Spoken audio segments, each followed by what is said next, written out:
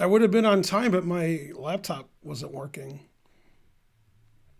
So I kept restarting it until it worked. Now it works, maybe. Uh, let's see. Okay, that game I looked at. We'll do more game analysis, I guess, because you guys like that. And then we'll be on Chess TV from 9 to 11, perhaps. Possible. This is 3 days per move. Okay. And the guy with white sent it in. White is 1700 and black is 1559. The game took 3 months. Okay. And he's talking about isolated queen pawns and such.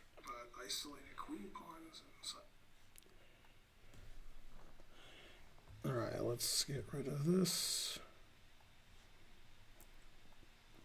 Yeah, my computer wasn't working. Then after I kept restarting it, then it decided to work. The more I restart it, always repeat. Okay. So white's 1717 and black is 1559. And it's 3 days a move. And this says the game took about 3 months. Yeah. Hey, everybody. Hey, it says I'm on. Yeah, I was here on time, and then I couldn't get anything to work. So that was weird. And now it works. I haven't had that issue with this engine. Okay, let me refresh the stream. Cross the streams. What are you guys saying? Nothing? Okay.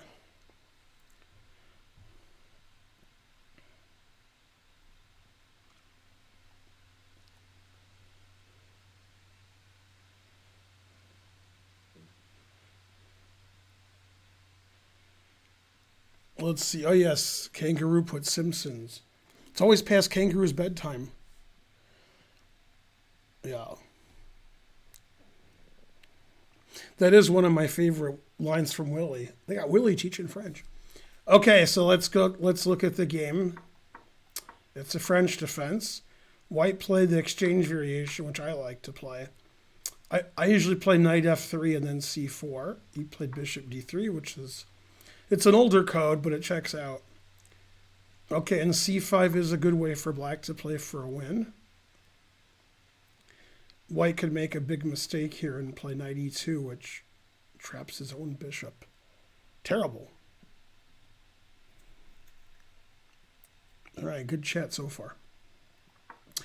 Knight f3, that's what I would play. All right, so far so good. And it's a little better for white, I guess, because black has an isolated pawn, but not much. Okay, so this is the first position where white made a move that I wouldn't consider. Definitely would play either bishop g5 or bishop f4. The engine also says h3 is possible, stopping bishop g4 and knight g4. Played b3, which that's not something you want to do when you have an open diagonal for your bishop, is to play b3 and have another one. So already black could take advantage by playing aggressively, like knight g4, threatening f2, and then queen f6. But he doesn't have to do that. He just played rook c8. That's fine. Bishop b2 is legal. Rook e8's legal. All right, so this is... Queen d2 is a little risky because you could run into bishop b4. In fact, the engine does like playing either d4 or bishop b4 and trying to punish that.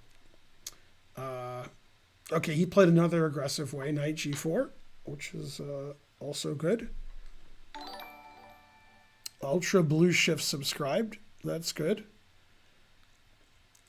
Okay, a6 is fine. h3 is fine. Everybody's happy. Black played b5. Probably not something I would play, but all right. Knight g5. Now, knight g5 attacks this, but the knight on f3 was defending d4. And so black actually can defend and attack at the same time with knight to d4. So that's a good move. Rook e5 is good. Bishop d6 is good. All these moves are good. I guess it is 3 days a move, so the move should be okay. Knight takes e6 is the engine move. Okay, so in this position, it's actually a big question which way to take on e6. I mean, I'd be tempted to take with the pawn. But all right, the engine takes with the knight too. And then white can sack the exchange with knight takes d5, which is actually the engine move. Always sack the exchange. There's a funny line that I'll show you that the engine gives. And now if black takes the rook, then bishop takes h7 wins the queen, so the queen just moves away somewhere. White has 2 bishops and a pawn for a rook and a knight, so it's about equal. Okay, he played rook e2, which is more sane. Bishop f4 attacking the queen. Queen has to go to d1. Good game so far. Queen d7 is legal, barely. I don't really like walking into bishop f5, but engine says it's okay. Okay, bishop f5. That's what I would do. He unpins the knight.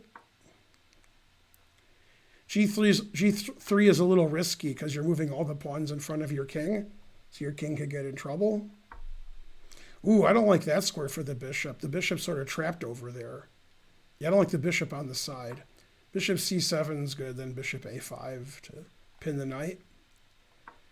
Yeah, that move I don't like. That move I don't like. I mean, the knight's pinned, so unless white's winning material, shouldn't play bishop takes e6.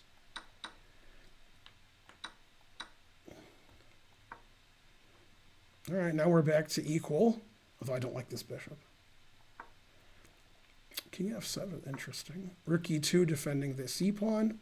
This game's pretty good. I would have played differently at some points, but 3 days of move, they're going to play okay. That move just seems to blunder because queen a7 check attacks the a-pawn. And if you play queen c7, which was played, then the b-pawn's hanging. So a5 just seems like a one-move blunder. It's funny how black played king f7 to make a5 worse because queen a7 is check. If the king was on g8, then... So those moves don't go well together. And white just won a pawn. Hooray! So white should win because he's up a pawn. Don't really see any compensation. Well, now there's compensation. He played f3. Terrible.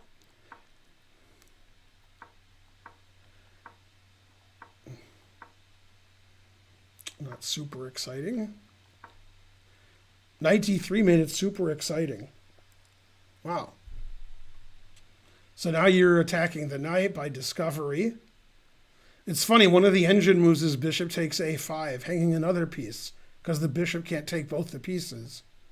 So that way you get another pawn. That's interesting. I don't think I would see bishop takes a5. Okay, he just took on d3, then took on a5. That seems more normal. Rook a2 is a strange move. Just play b4. Then bishop c3. If we take the pawn, rook b2 pins. Bishop d6 unpins. Okay. He just wants to get his rook behind his pawn and push his pawn. But I think b4 is a better move. And then he wants to do this, although he's giving up a lot of pawns doing that, so I'm not sure that's right.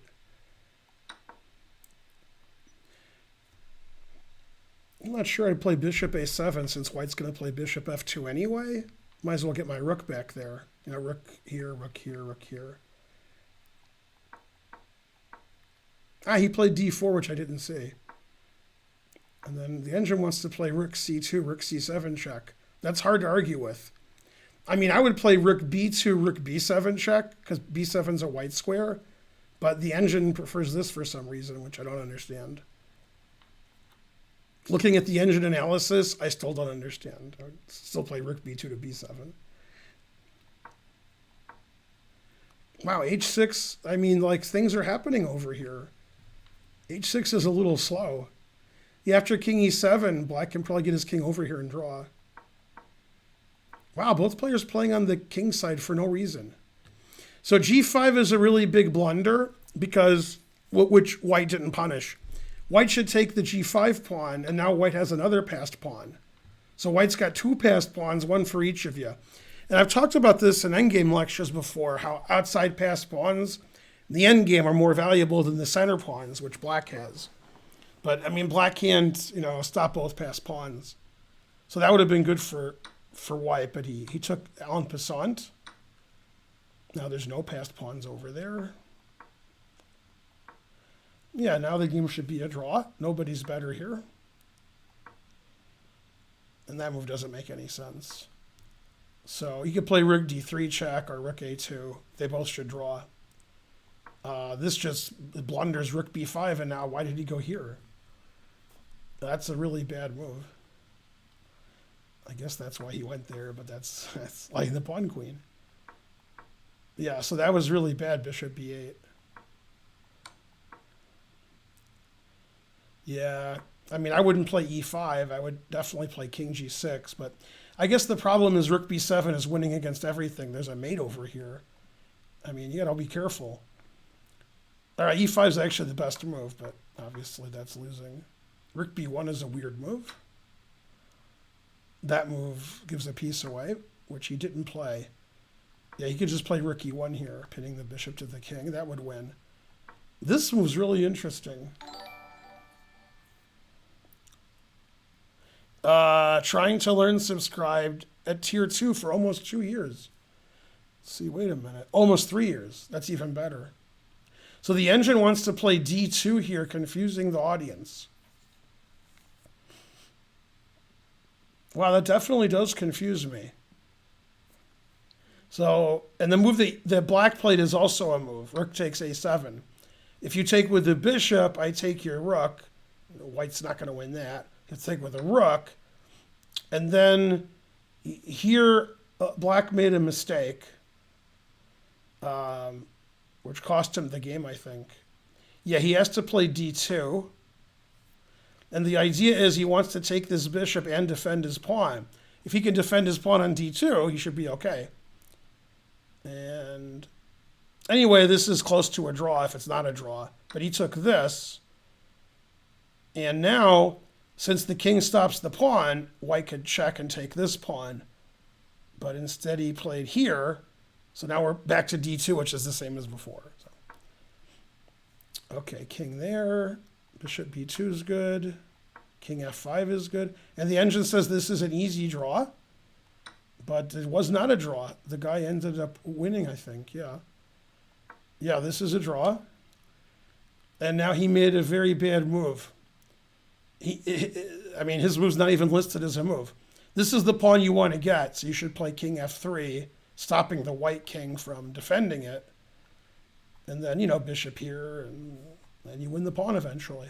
Bishop here, bishop here. King f3 is a pretty easy draw. If you trade these, it's a draw. And the white king can't approach. So you just play bishop here, attacking the pawn. And if the pawn goes here, you play bishop here, and take it. So the king f3 would be a drawn position. He played king here. That's not a good square for the king because the king's trapped. And now the white king can come over. So now white should be winning. Black's best chance is to play a funny move. Bishop g7. So if you take it, it's stalemate. Well, if you don't take it, then it doesn't work. Oh, he played for this stalemate trick. Also funny. Yeah. Yeah, but now it's just a win. It's amazing. This is a study mate in 2, which I've seen before, but he didn't play it. He won like the normal boring way, but if he played check, mate, that would have been the most brilliant checkmate of all time. But instead he played here, also winning. And then he's threatening this checkmate, but that's annoying. Yeah, now if rook here, it's stalemate. So he played checkmate. The same deviled egg. I mean, the same checkmate. So, yeah, white was winning. And then eventually it was a drawn position. When it was drawn, black was not up to the task. The endgame play could have been better by both players. But at least we had a funny checkmate at the end. But yeah, trapping your own king. See, like, this is the key element of the game is here. This is the key position. I mean, black is much more interested in winning white's pawn than in keeping his own pawn. If it's a normal position and white's king is here and saves the pawn and this pawn is saved, then white's going to win. But if the pawns are traded, then it's a draw. So black should be very concerned with winning white's pawn on g3. Keeping your king next to the pawn, that helps. And stopping the white king from approaching and defending the pawn, that also helps. So king f3 is the standout move, and then it would be a draw with correct play. Assuming that black would draw the bishop versus rook ending, which is not difficult, especially with the king in the correct corner here, the red corner. That game was pretty good until the end. Yeah. All right, we got about 300 people. Yeah. All right, so that was a chess game. All right. I won this game. Blah, blah, blah, blah, blah, blah, blah, blah, blah. Man, there's like a 7,000 paragraph. And the game's only 25 moves. All right. But he won. It was played on Lichess. The players are rated in the 1600s. So, you know how it is. And then Joe sent the game in. He's your average Joe. Okay. And the time control was 10 minutes. 10 minutes. Yeah.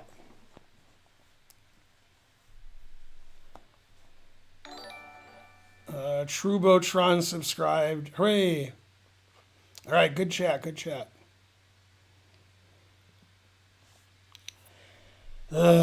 Stream over yet? Man, tired.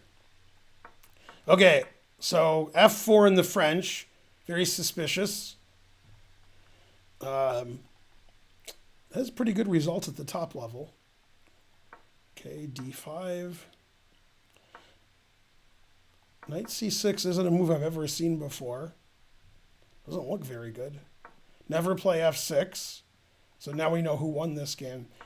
Here, black can play d4, which he should play. So white should actually play d4 in this position, stopping black from playing d4.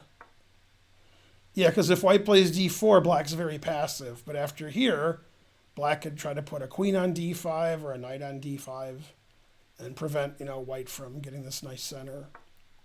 Also, he wouldn't be playing f6. Yeah, this looks already quite bad for black.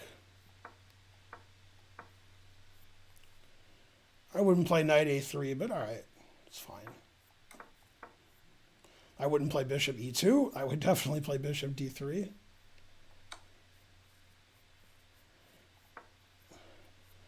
And then he sacks a piece because that's how they do it in piece sacking land. Yeah, black doesn't have any compensation because none of these pieces can enter the attack. And then the queen can't go anywhere. So we open the h-file for white's rook. I mean, white, and this is, again, lower rated players love to sacrifice pieces and,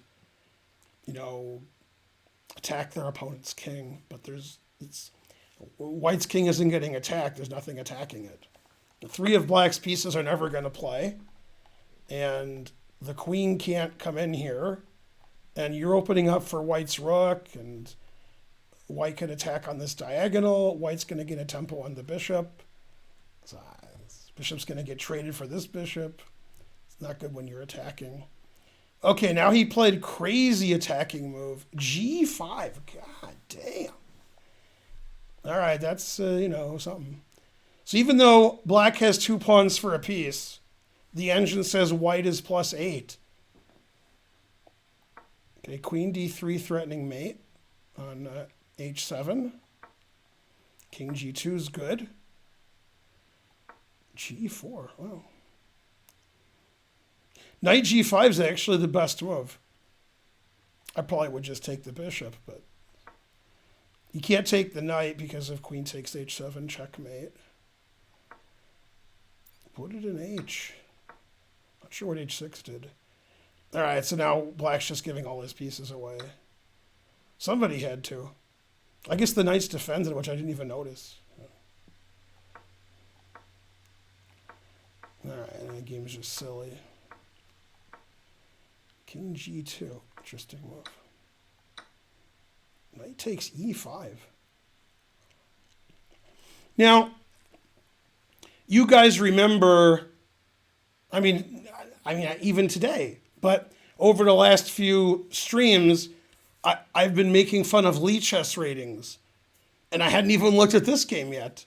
I mean, white's playing fine, but black gives a piece away every move. The players are the same rating. I mean, black's playing like he hasn't played chess before. Like this is his first game, and he just gives all his pieces away. And his rating is 1679. God damn.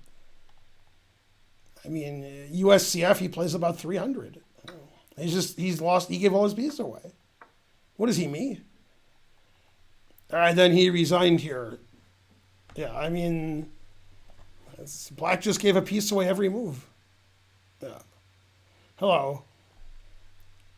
Yeah, Lichess ratings are sort of strange. It seemed like about at least 1,000 points overrated. At least. I don't know why that is. I guess like all the beginning players are on Lichess because it's free. I don't know. Chess.com is free too if you don't pay. If you pay, it's not free. But yeah. No, that was a 10-minute game. Yeah. Spencer quoting The Doors. I pay for free. Yeah. It's a good way to pay. Let's see. What's that say?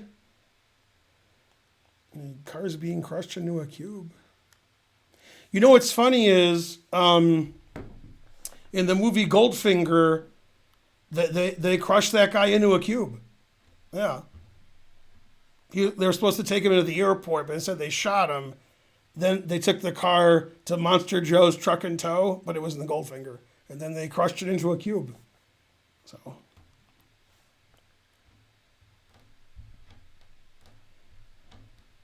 Go Vampire Chicken.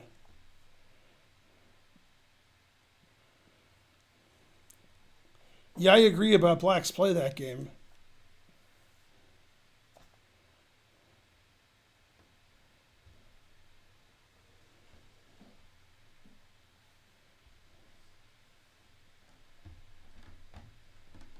There's only one thing I know for sure.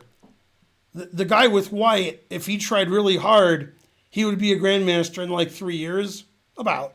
But if black tried really hard, it might take like 6 years. I mean, that's going to take a while. Maybe 6.5. God damn. I mean, I don't understand why low-rated players love sacrificing all their pieces. But they like, I mean, it's like voting for Trump. It's against your interests, but you do it anyway. It's weird. Huh. Interesting. Well, they hate pieces. See, I understand when low-rated players blunder their pieces, like, oh my God, I understand that. But when they intentionally give them away, I'm like, well, wait a minute. You blunder pieces and you intentionally give them away. Then you get positions like this, where black has no pieces. Like, in this game, I don't think black blundered any pieces. I think black said, oh boy, I sack a piece. Okay, and then,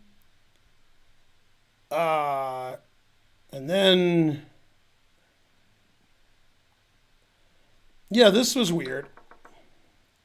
So after here, he didn't play bishop f4 ever. Like, did he forgot this was attacked, or he didn't care? I don't know. I think he maybe he blundered that. Maybe I'm wrong. Maybe he now in this position. I don't understand this move because white can take the knight two different ways, or take the queen, and you win a piece all those ways. So this move, I don't see what the upside is. Like, what could white do? And black would go, yes, I tricked him. Like, that move just... When he played that, he knew that the knight was hanging to two different things and his queen was hanging. So that move also I don't understand. I don't get it. Now, here's what I was thinking yesterday when I was driving home. Wait, what? What happened? Motec Free upgraded to a gold membership. Karen, it worked, unless that was you. That's the first time that happened. Karen set that up yesterday. That alerts always existed, just not on our channel. That alert isn't because he did it, it's because he did it with us. He used my code to do it, so we get a cut of it. Yeah. Although sometimes that's Karen doing that, but that wasn't Karen. That was somebody doing it. Yeah. So when you join chess.com or upgrade chess.com, if you use my code, it's the same price to you, but I get the money. I mean, when I say I get the money, I get some of it. Amon Khalil subscribe. Thank you. Yeah, Nightbot just explained it. It's go.chess.com/Feingold. Yeah. Right. The code is in the chat right above where you said, where do I get the code? Like, read the chat above where you wrote that. Yeah. ! Premium. Moobot talks about it like every 20 minutes. It's like, go to this link. Yeah. So that way, if you give chess.com any money, I get 30%. So technically, I could make a lot of money if you guys all did that. And it wouldn't cost you guys anything if you were already renewing your chess.com or whatever you're doing. You can upgrade. Yeah, exactly. Yeah, no, I'm not doing a tournament. Yeah. I'm already diamond. Yeah, if you want to give me money, you can just renew another year. So you're a diamond member, but it runs out. So if you say, like, I want another diamond year and use that code, then I'll get some of it. So you can always give me money if you want. An anonymous cheerer somehow got the hype train going. That was good. How do we have 2,015 subscribers? We didn't lose any subscribers since I stopped streaming 2 days ago? That doesn't make any sense. What? Yay, 1 cent to do. Yeah.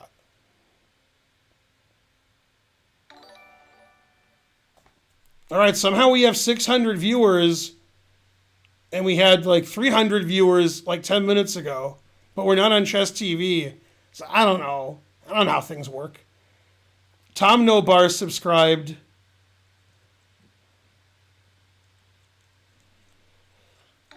I think as long as you use my code, I get 30%. I don't think that matters. I'm not sure, but pretty sure.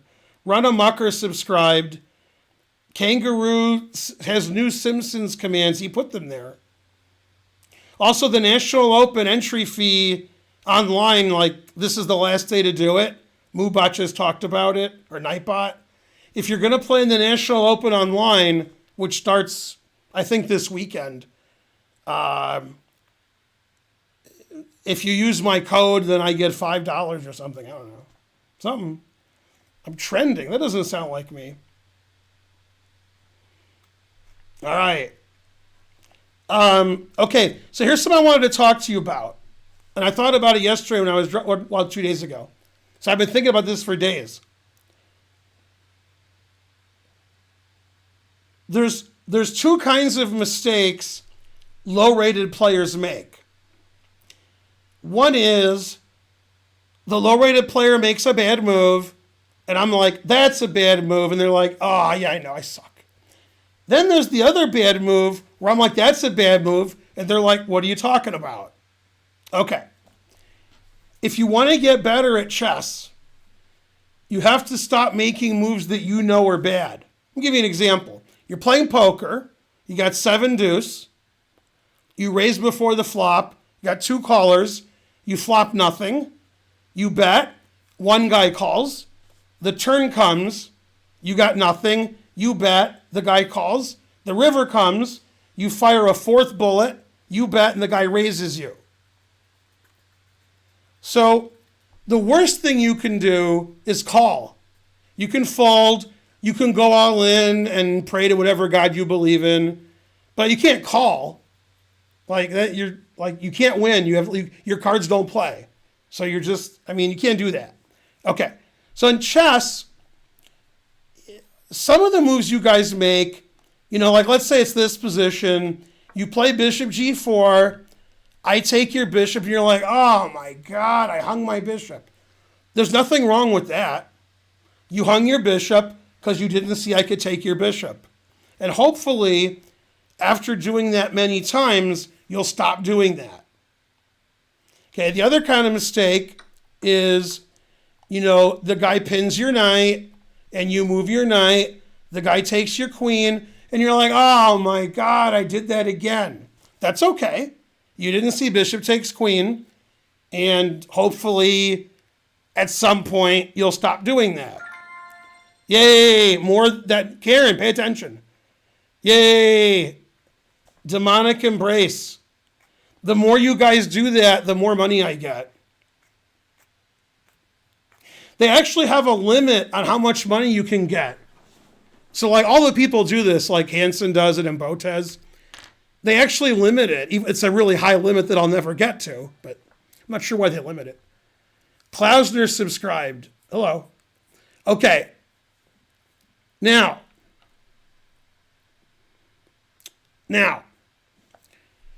those mistakes I understand. There's nothing wrong with that, and you'll stop doing that eventually, I think. Okay. Now, here's what I don't understand.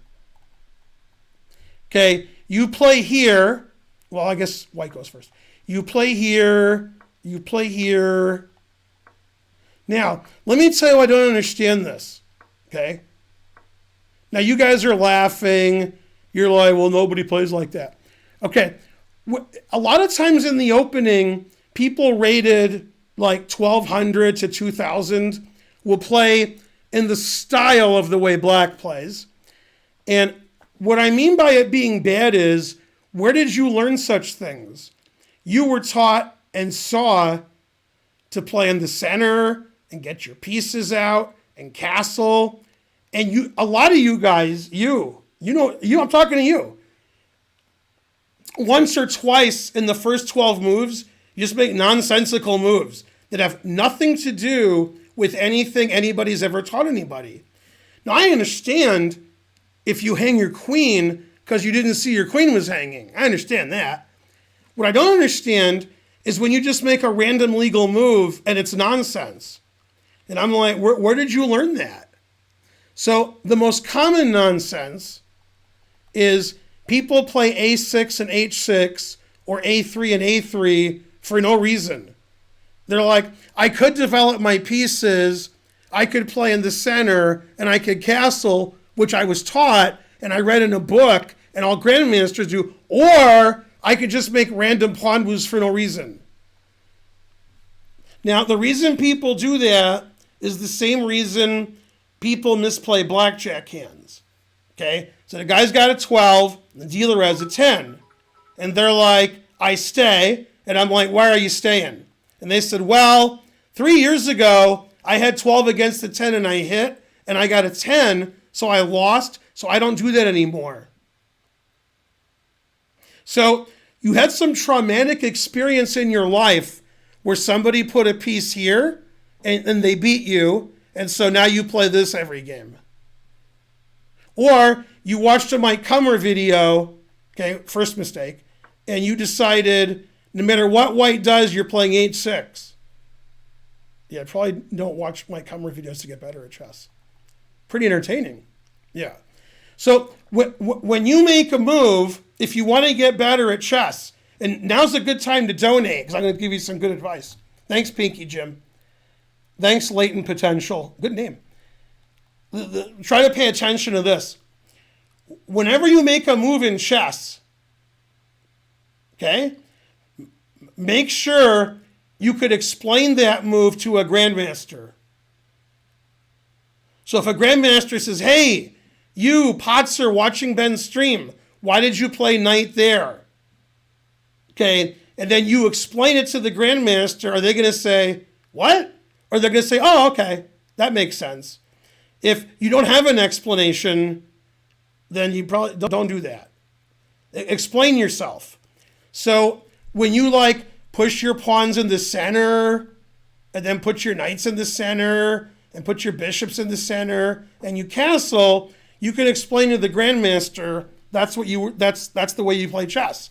When you take somebody's queen and they're like, why'd you do that? You're like, taking queens is good. When you checkmate your opponent, you can tell the grandmaster, I checkmated my opponent. That's good. But if you play c6 on move 1 and then move your queen every move, and the grandmaster's like, why'd you do that? You're like, I don't know, I'm no good, right? So if you blunder because you didn't see your opponent's move, that's fine. But if you're not blundering and you're just making like a million bad moves in a row, that's not fine. You got to make moves that are good, not crazy, insane moves. Yeah, and you can't give pieces away because you can't tell a grandmaster, I gave a piece away, isn't that good? And scratch your head in a vain attempt to understand the situation. Exactly.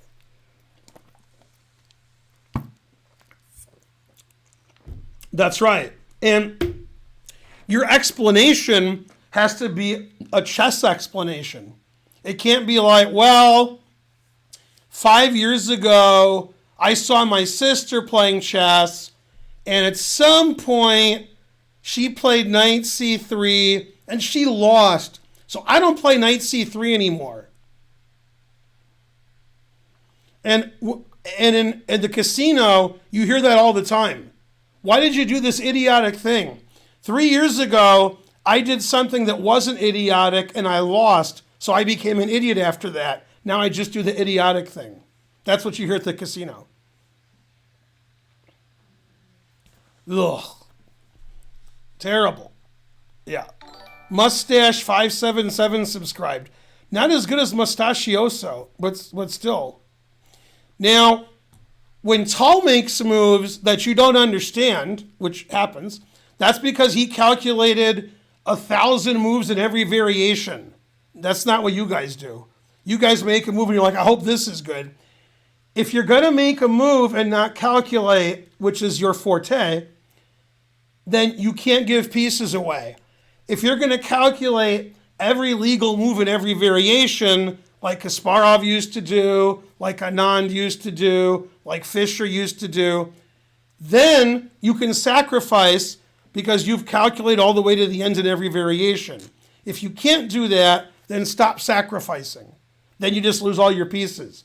Now, in games like this, one guy intentionally gave pieces away. He saw it, and he accidentally gave a piece away, I think, so he had no pieces left. That's a good way to lose, but you're not going to win very often. I mean, obviously, if the goal of chess is to take your opponent's pieces, giving your pieces away doesn't make a lot of sense. I mean, if you have forced mate in 1 and you calculated it, then you have a chance. Not much. Some chance. All right. I looked at every game except, I didn't. I've been sick the last few days. I think maybe it's because of your games. I was confused by move 2. I hung a pawn. I never had any idea what I was doing. And then the game ended in a draw.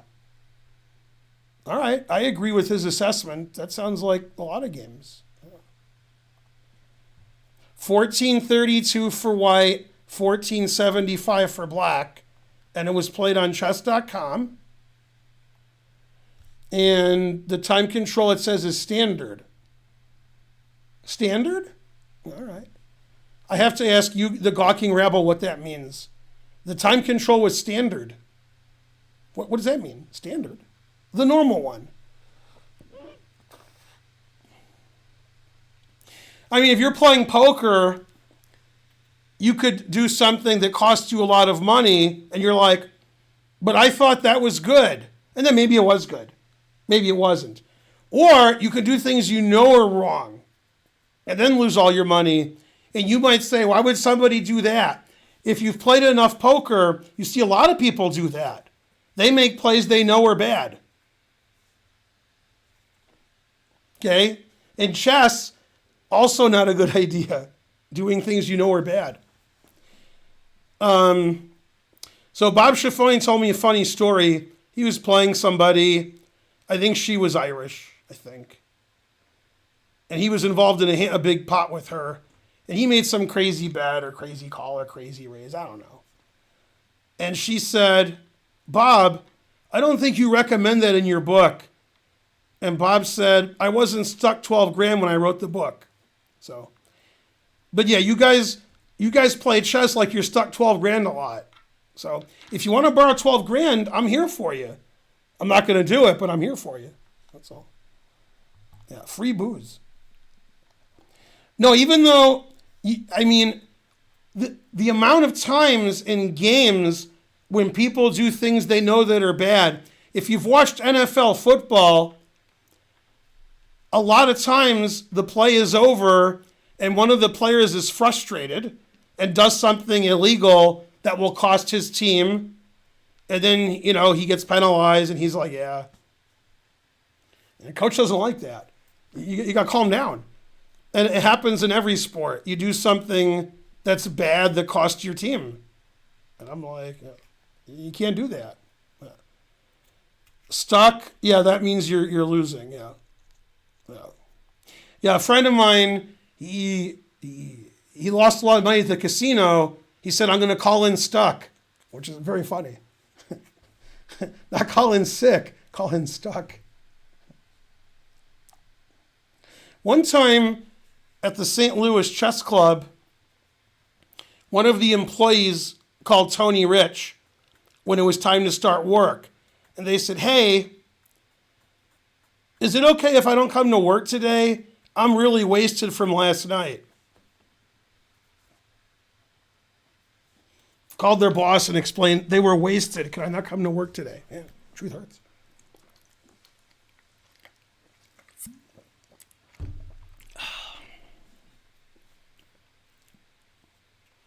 Next time, try to lie. That's right. Yeah. Yeah, it wasn't a dude, but yeah. Okay. Well, they didn't lie, but they had to come to work. Okay, the player with white had never seen the Albin counter gambit before, as they noted. I've never seen this. Okay, well, now you've seen it. Taking this is the best move. And, it reminds me of a funny story. I was giving a lesson to a guy who was normally between 1950 and 2000, USCF. Occasionally he'd be over 2000, not that often. And we had a lesson, and he was in his 50s. So I was in my 30s, I think. So this is a long time ago. But he'd been playing chess for, 30 years, at least. He showed me a game, and it was D4, knight F6, knight F3, and the guy played D5, the student. It's a slow game, and he looked at me and said, is that okay? And I said, what do you mean? He says, well, I was out of book now. I always play the Grunfeld. Okay, he always played the Grunfeld. So when his opponent didn't play C4 and played here, he was aghast. So he just played here, but he said he didn't know. And I was thinking, you're in your 50s, you're 1950 USCF, you've played tournaments for 30 years, and you've never faced knight F3 or know that D5 is okay? And he's like, yeah, I don't know. So once that happened, I got more confident in my opening ability. Man, truth hurts. My favorite story in that ilk is Susan Polgar. Susan Polgar, about 2009-ish, she said, Ben, this game was being played, and in this position, the guy played here. And she was aghast. And I said, well, that's just normal. She said, what? I've never seen that. And she'd been a grandmaster for 10 years, at least 20 years. But she claimed this move, she'd never seen that move in her life. She wanted to tell me somebody played that move because she was so amazed. And I was like, that's just a normal move. It's been played for 200 years. Reputation's not too good. I mean, there was a game Belyavsky and Anand. I mean, but there's a lot of grandmasters. I mean, I play all the time. So yeah, she said never saw that move. Yeah. Also, I was told, but I didn't hear. But I was told during one of the St. Louis broadcasts with the usual suspects that Jen Shahade was aghast by Queen C2. So, see, the thing is, if you don't play an opening ever, you don't really have any reason to know it. And a lot of people who aren't super GMs, when they study chess and they're studying the opening, it's only the openings they play. So Jen Shahade plays E4. So she's never going to have white in that position. And Jen Shahade's never played white in Nimzo Indian, right? Or, I'm sorry, black. Jen Shahade plays G6. She doesn't play E6. So in her life, Jen Shahade's had 0 Nimzo Indians. So when Nimzo Indian happens, she's like, I don't have white or black. That happens with me too. I'm watching an opening. I know the opening, but I've never had it in a slow game because I don't do that. That's not what I do. In blitz chess, I do everything. So I know a lot of openings anyway, because when I was a kid, I would change my mind about what opening I would play. So I still know some openings, but yeah. If you don't learn the opening, then you don't know the opening.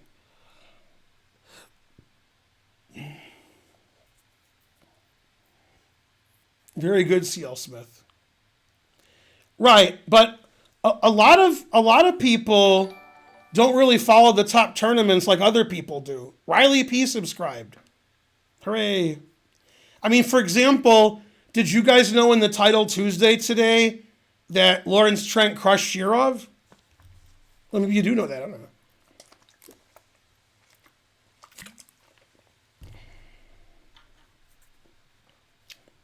Only if there's Tofurkey. And if there is, I don't want that either. Okay, did I look at this game yet? I don't know, maybe. No, okay. Okay, so CD5's not too good. Now, the next move, I mean, I don't know what to say. I got nothing to say. White played E4. I mean, did White miss that both of his center pawns are hanging? Like, I don't understand.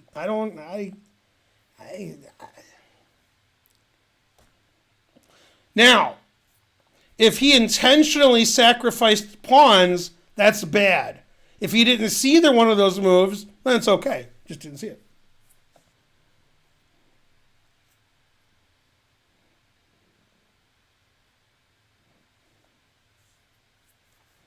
Why do you guys do that? Why do you play moves like E4? Why do you intentionally... I have to assume it was intentional. Now, it's possible the only excuse that I will accept is White meant to play E3 and he mouse slipped. Now, that's a good excuse. That excuse I agree with. Yeah. See, now there's an excuse. Yeah.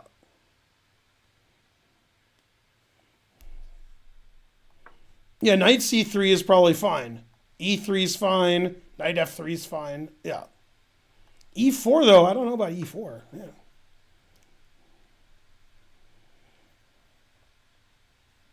Okay, so he took this, which is fine, I guess.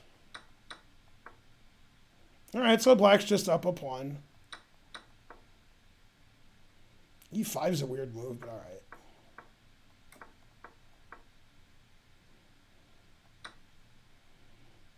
Yeah, knight takes e5 I wouldn't play. I would definitely play h6.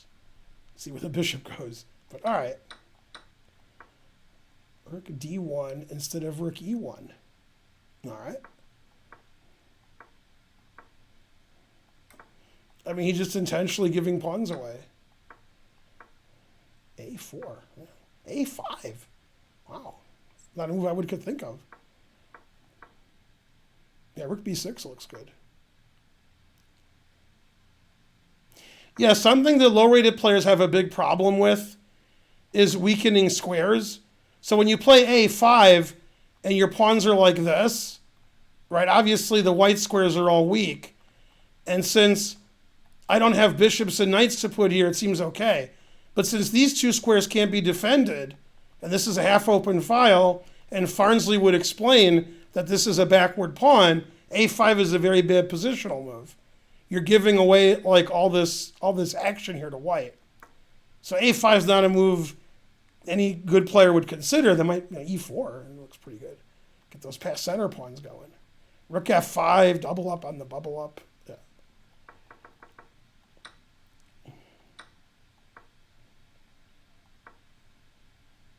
Yeah, rook d8 I like.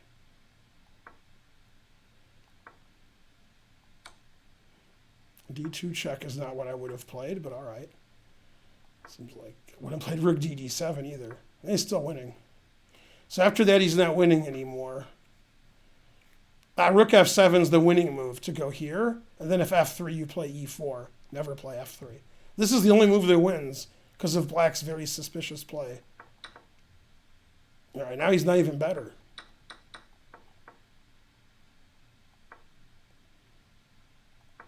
Man, now white's better. g3? He should double up on the bubble up. Rook here. Very strange play by black. Very nice.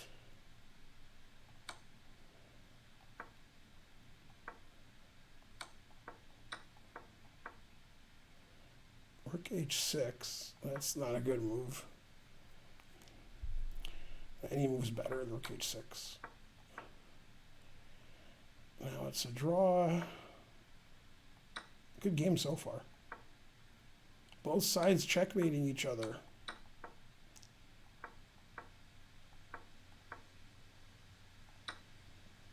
That move loses.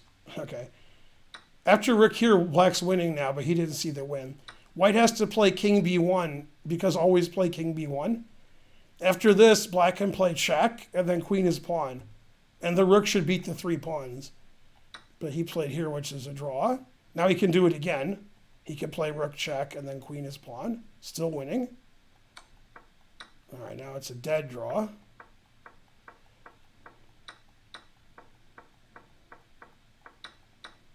All right, that was a fair result.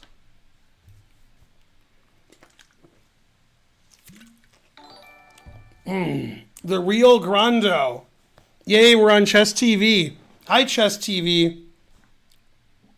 This actually makes me realize why I win all these drawn endings against you guys. Yeah.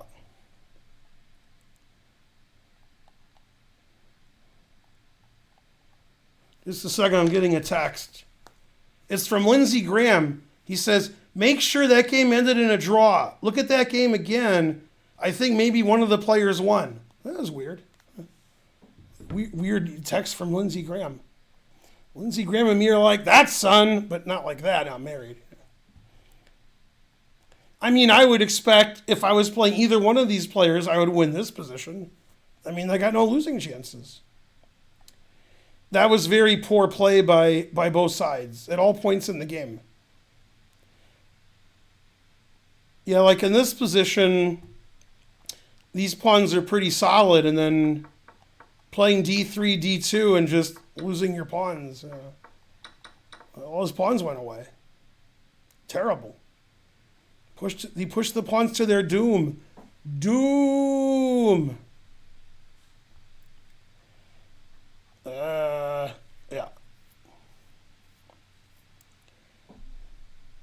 Well, you know, I'm not into the Lady G thing like Lindsey Graham is. I'm not. That's not who I am. I mean, that's who he is, but that's him. Okay, back to whatever it is I was doing. You were confused about move two. Well, you look like you're confused. I drew this game against a GM in Online Rapid, but I'm sure I was winning. I couldn't work out the complications of 22G4. It's against Levente Vajja. That name sounds familiar. I think he's a GM like I am, which is probably. I thought it was going to be bad. I've never seen a simul game online where the GM took black. Very suspicious. It's 20 minutes plus 10-second increment. The player with white is 2230 on whatever site this is. Lichess.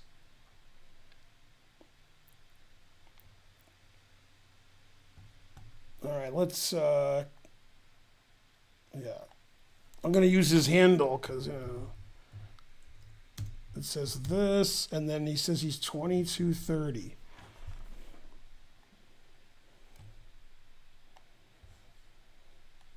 I wonder if he's James Comey.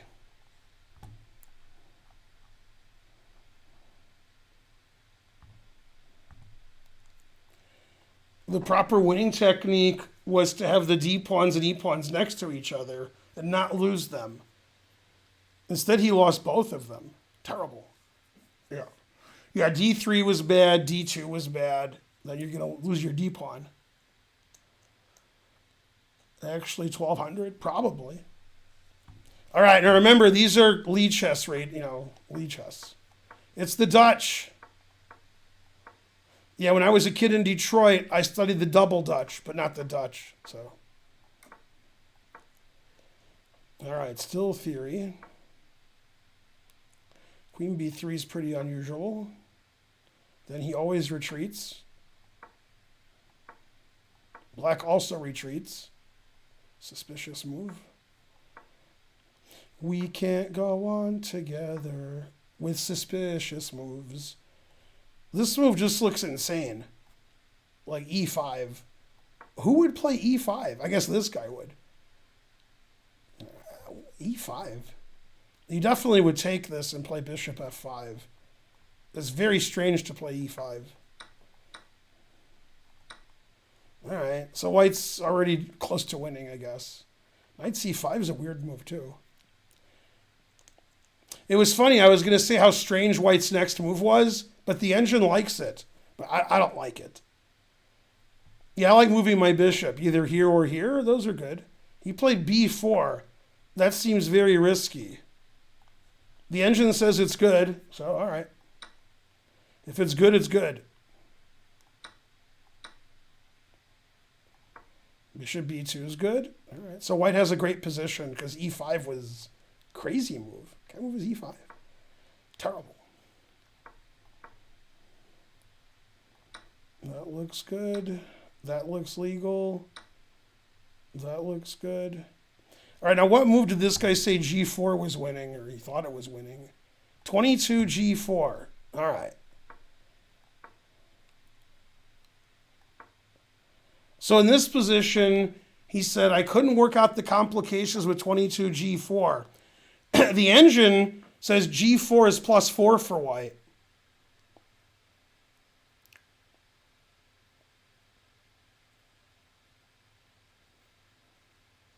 I guess the idea is, the only move I'm worried about is taking this. The engine doesn't take it, but that's the only thing I'm worried about. I'm not worried about anything else. Yeah, as you go here, and then rook E1, and if you play rook E8, I have queen F6 check. But you can't only play bishop takes check, winning the queen. So this is over. Yeah, this is +7. Yeah, I agree. This is completely winning. Everything's winning. I've been burned by this before, this exchange sack. Then the rook's pinned.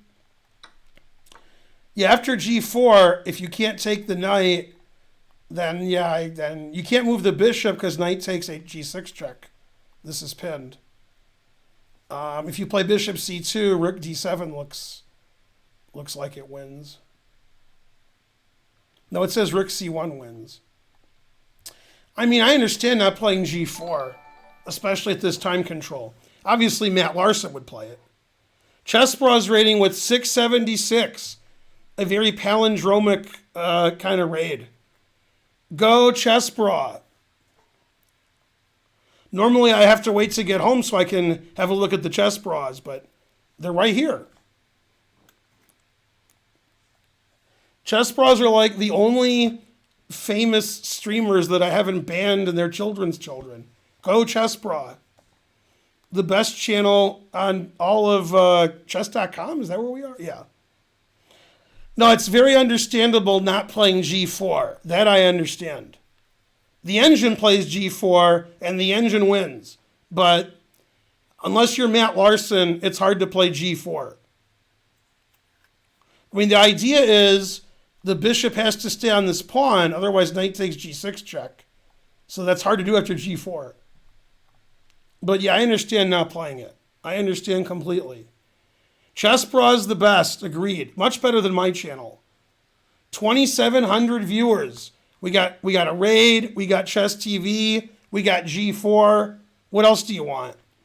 Now that the guy that Trump has in charge of COVID has been disavowed by Stanford, the only connection we have to Stanford is Matt Larson. I mean, first, Botez graduated, then they disavowed Trump's guy. All we got now is Matt Larson. That's all we got. And Naroditsky left. I mean, what do we got here? Who's Matt Larson is correct. That's correct. Yeah. We got Papa John's. That's true. Yeah. G4 is very tricky. Now, one of the reasons of many that super grandmasters are better than you at home is their calculating ability. So the super grandmaster says g4 attacks the bishop. If I take the bishop, I win. If the bishop moves away, knight takes g6, looks like it wins. Let's analyze g4. Then they analyze it really well, and they play g4. Or they misanalyze it and don't play g4. And so that's what happens. Okay, instead, white played the most amazing move we've ever seen on my channel. So put your seatbelts on, especially if you're driving. Or if you're Naroditsky, put your seatbelt on because this position's about to get turbulent. Are you guys ready? You guys ready for this move? If you thought g4 was crazy, white played queen h6, confusing the audience. Man, if queen h6 won by force, he would have to have a microphone with him so he could drop it. So the idea is if he takes it, we double check on the bubble up check and then mate.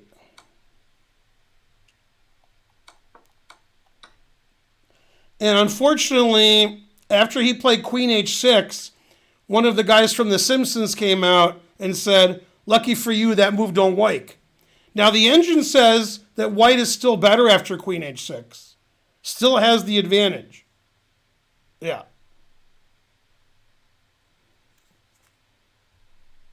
Confusing the audience. Now the engine says king g8 is the best move, and rook d8 is the second best move. And he played king g8. That's how he got the GM title. So now we can start taking things because there's the king's not on h8 anymore. So bishop takes queen's a threat. Everything's a threat. And queen e3 is the only move. And he found it. Very good. Well, queen g6, that's not good. Yeah. Yeah, you shouldn't get ads. Everybody should sub. You should sub. People should buy you subs. You should eat subs. And then if you have a ticket, don't eat the ticket. Yeah.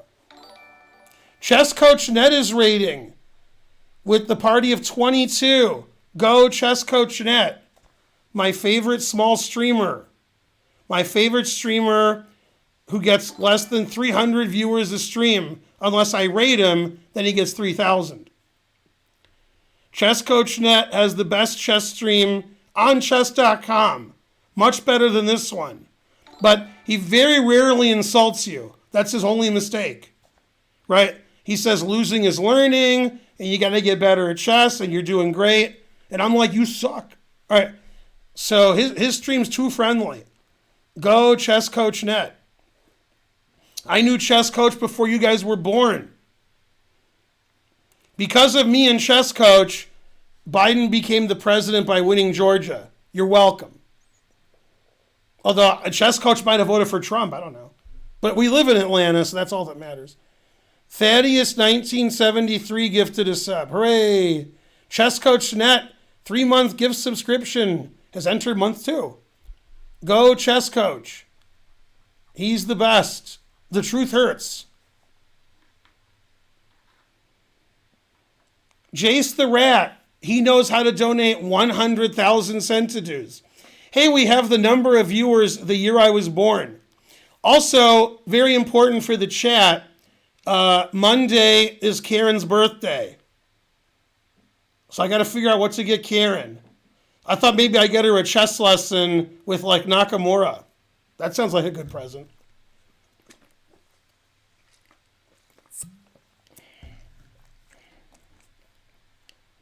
It was all Georgia. Go Georgia. Yeah.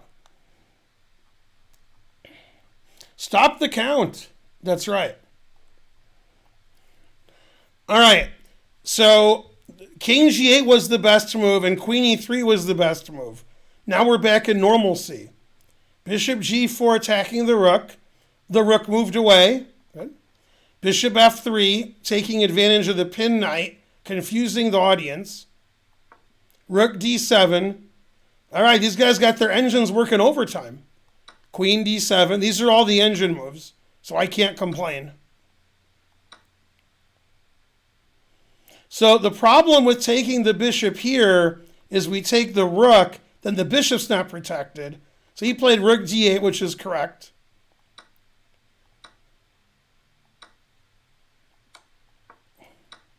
All right, and white's up a pawn on a rook ending, which seems like 50-50 whether it's a win or a draw. 50-50.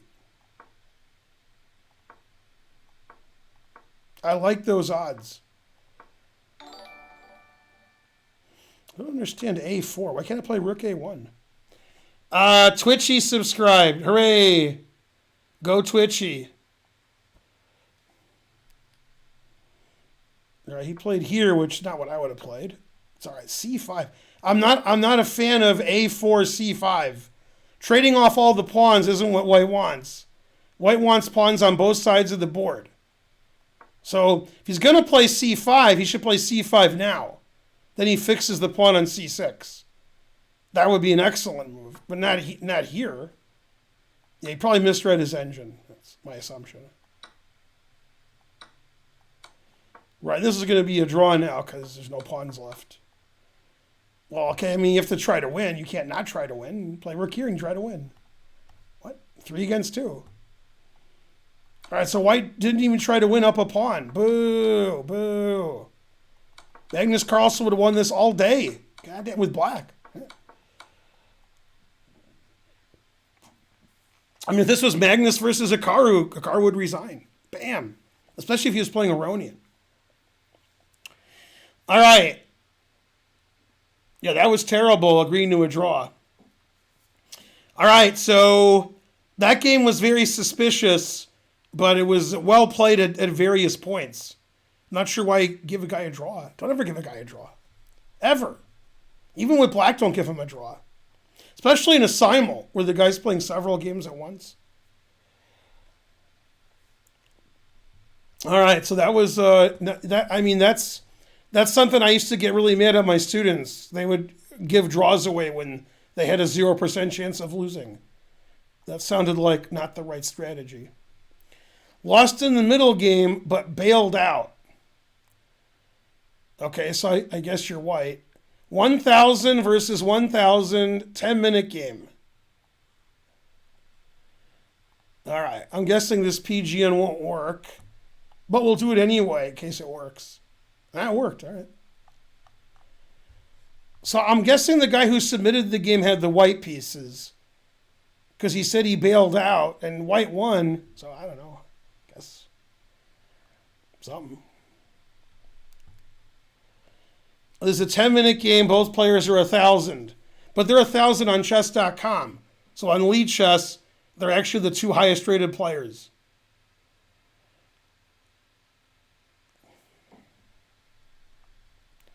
Let's see. What are people saying? Not very well is funny. How do I get in the queue? What? There is no queue, and there never will be. All right, we'd like to thank our raters of the Lost Chess Position, ChessBra and ChessCoach.net. As long as you have chess in your name, you can raid me. All right, let's have a look at this game. So far, so good. A6, interesting. Knight C6, legal.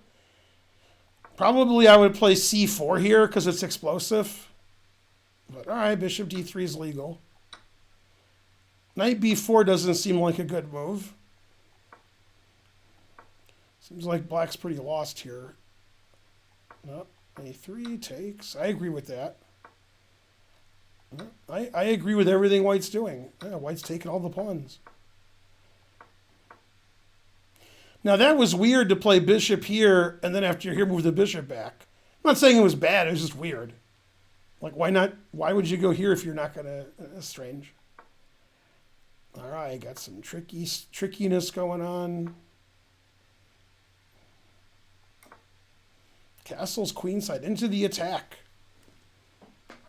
Yeah, knight c3. I mean, definitely white should trade on d6 if he's gonna on f8. If he's gonna play knight bishop d6, now he's just losing a tempo. So black's getting some initiative here, and he could have played knight takes a3 because the pawn on b2 is overworked. But okay, he played some move I don't understand. Rook c6. Now he could play bishop takes a3. Knight h6 I don't really understand so well. Now he trapped his own bishop with f4, forcing black to play f6. All right. Confusing the audience. Knight g4 is a good move. I'm wondering if that was a mouse slip.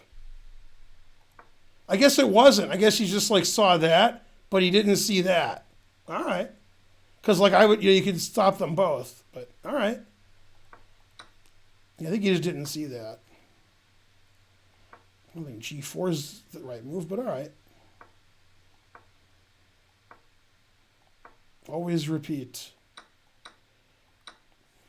All right, so now we got a chess position here. Now in this position, luckily white has a good move, rook g3, because he's got a skewer there, and he'll win a pawn.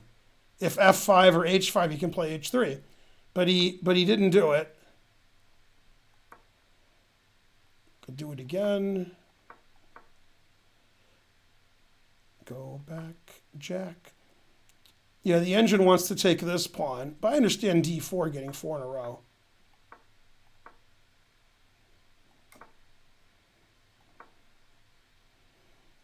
Now in this position, black's wanted to play knight f5 forever, but he never had the chance. Now he has the chance. So white should play g4, and the engine says it's equal, but he gave up his pawn, so that he forgot about that. Give up another pawn.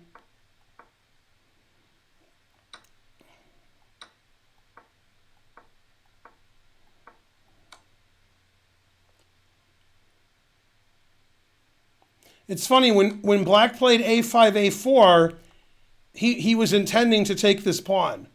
That was the whole point of a5, a4. Now in this position, black has 4 pawns to 1 on the king's side.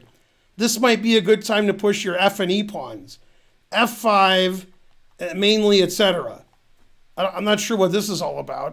These are the extra pawns. I mean, it's pandemonium over here.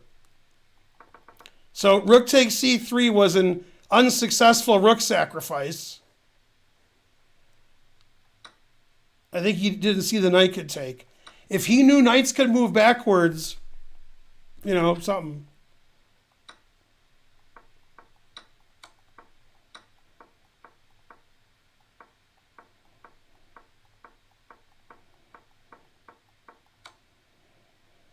Rook b1 instead of a7.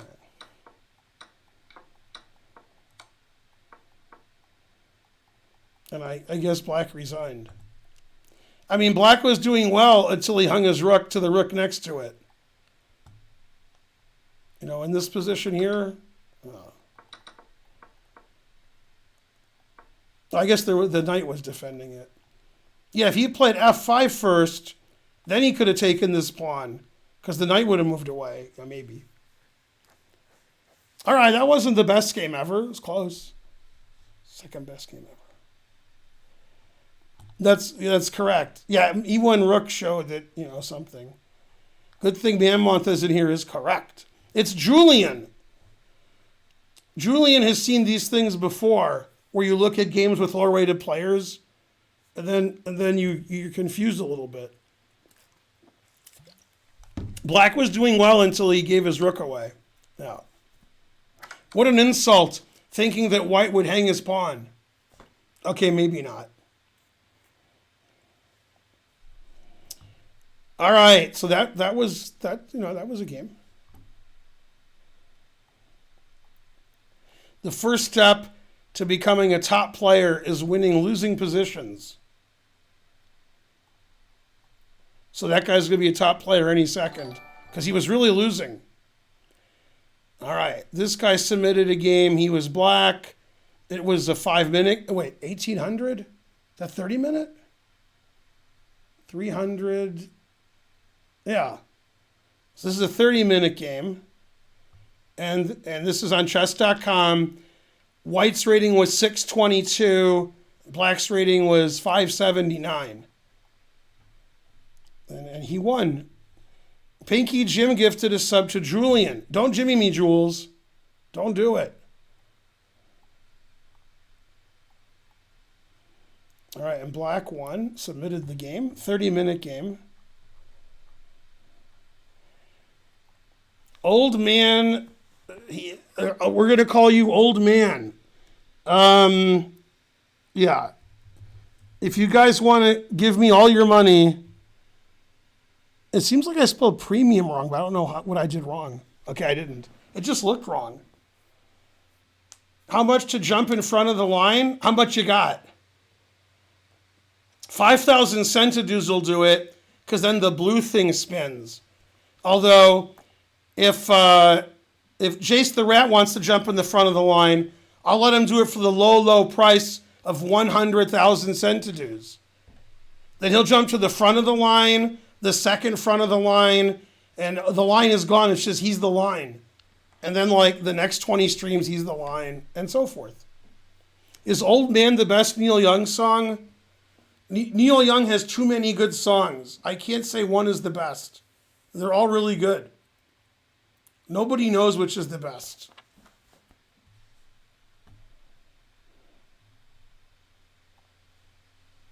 Old Man's the name.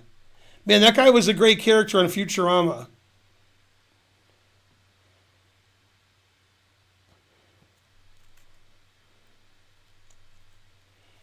I like that song Spencer introduced me to, The Needle and the Damage Done. It's a good song. Cinnamon Girl, boo, boo. What time is it? Nobody knows. It's 9:28 p.m. EDT.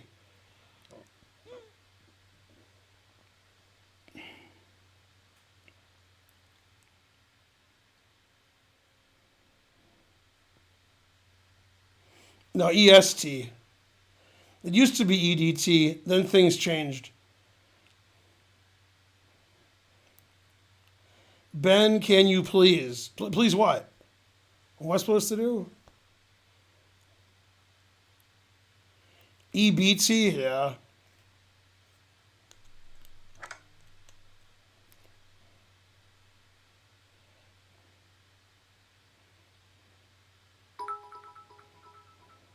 $200 centidues from Grungewort.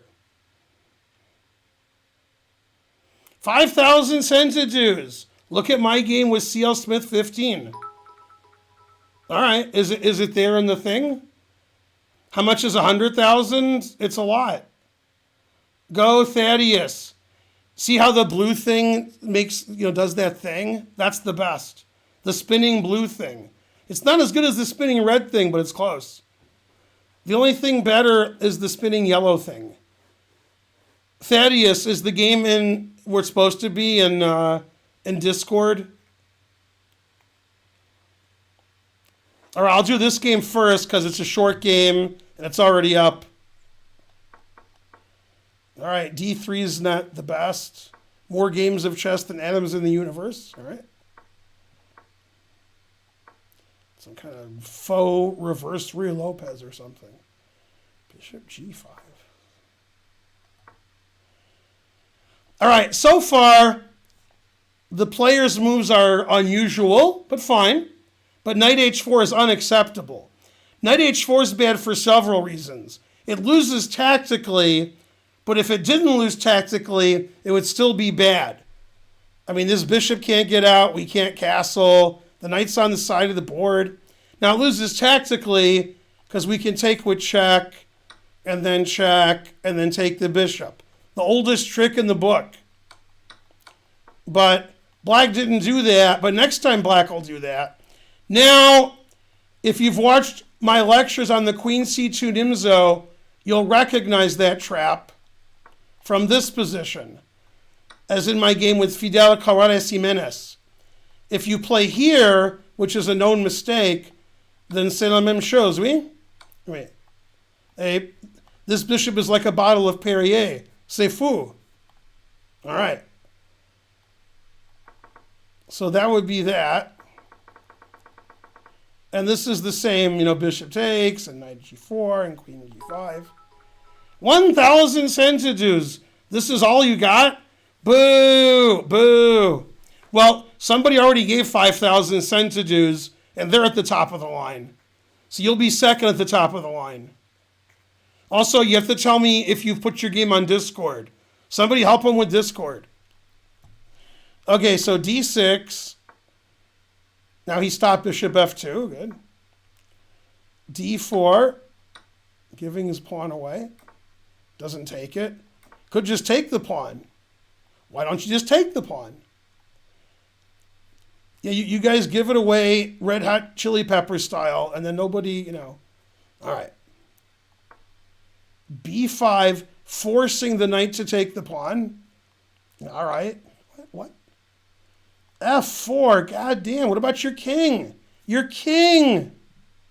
Now, let me explain how bad white's position is, confusing the audience. Thanks for the 200 centidues. All right. Black's up a pawn, and obviously black has some strategical and positional advantages. Okay? So, if you're a super grandmaster, you scoff at white's position. You're like, this is ridiculous. And you would be correct. The engine says black is up 9.28. Also, the engine says black has several moves where he's up 9. Probably because it's a German engine. 9. RWNT subscribed. Good. Yeah, b5 doesn't make a lot of sense when f4, making sure he can never get his king safe. Okay, queen e7 is good.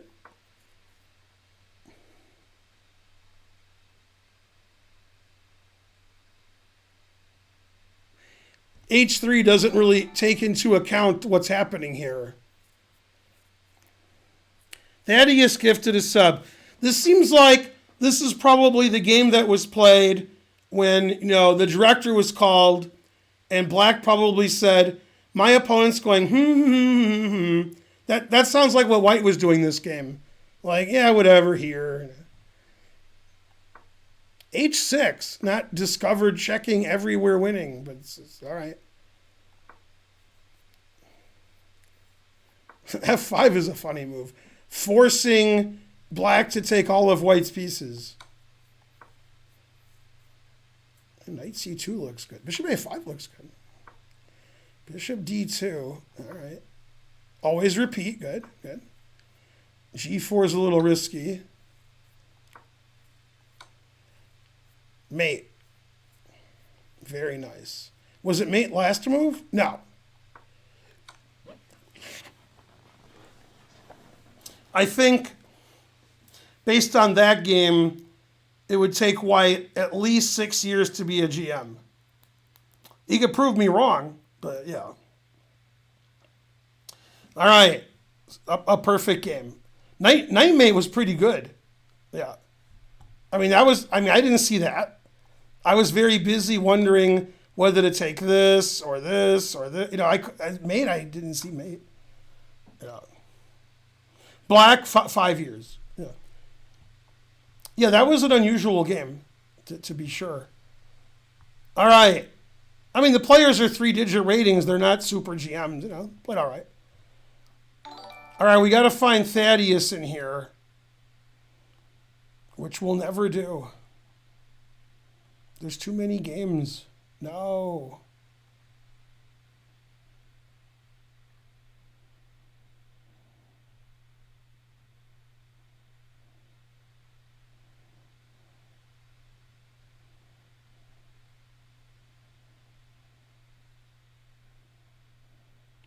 Man, looking through all the games is tough because I can see some of the moves. Harsh. There it is. Thaddeus C.L. Smith. The 5,000 cent to do. Variation. Invalid PGN.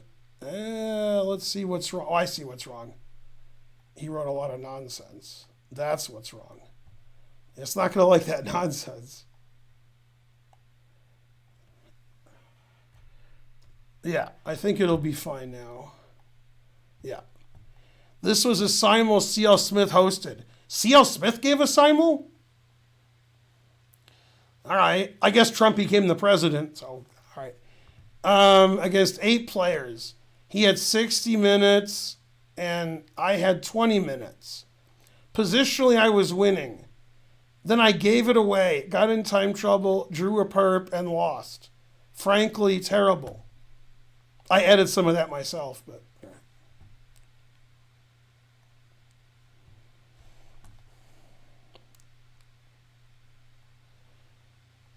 He changed his name. What was his name? Is it Trying Not to Learn? Let's see. What was his name before?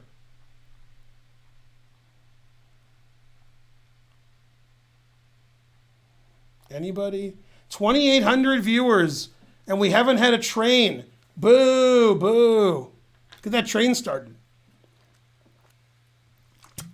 Farnsley wants to see some backward pawns. He won't stay another minute without a backward pawn. All right. F4, confusing the audience. All right, looks good. Every move is perfect. Slightly anti-positional for black to trade here, getting rid of his d-pawn for that d-pawn, but all right.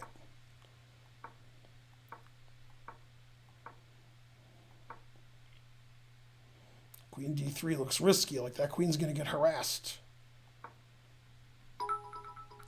200, 300 centidues from Pinky Jim.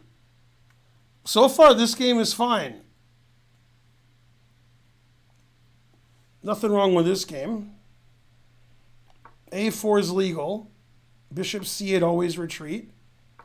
Put it in H. The reason he played bishop C8 is he was freeing the G4 square to play knight G4. So H3 is actually an excellent move.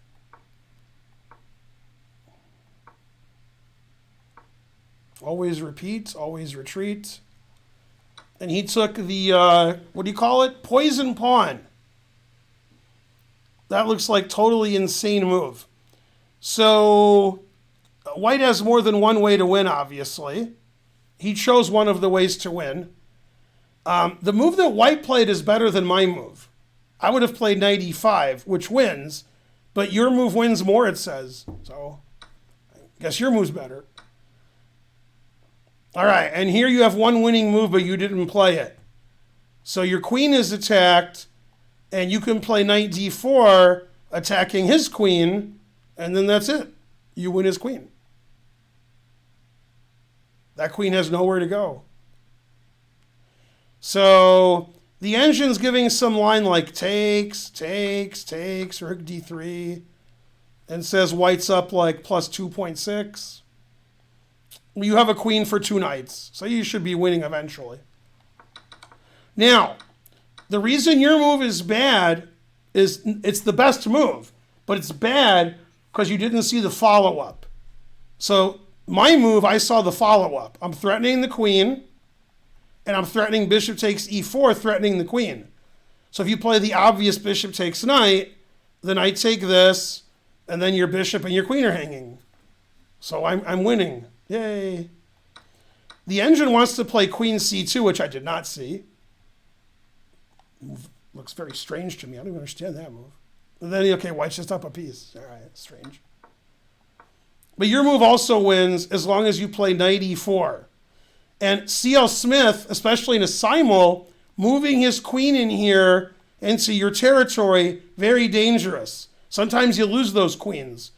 So you have to have very efficient calculation. Make sure you don't lose your queen.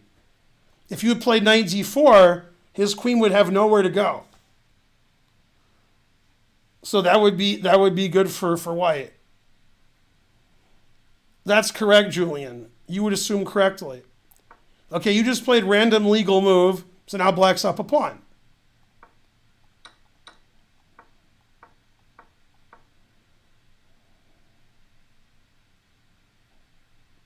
Man, knight h6. Yeah, so this rook d6 was really terrible move. So the knight doesn't want to go to h6 because that's terrible. Knight wants to go to d6. If the knight goes to d6 now or later, the e-pawn is hanging, and that's why the engine plays e6 here. Then the knight has e7 and d6, not this terrible h6 square. Yeah, now white's better because rook d6 was like double question mark move. Now, for reasons I don't understand, white didn't play rook takes e7. It was too good? I don't know. I mean, rook takes e7, and white's killing it. All right, he played f5 instead. Very suspicious. I think his idea was if he takes it, then g5 wins the knight, so he didn't take it. e6 is not a good move. f6, double exclam. I mean, black would have been better off not moving here. Bam. Knight c4 is the engine move. Knight c6 makes more sense to me. I like knight c6 defending the pawn. But white's doing well here because the knight is so silly.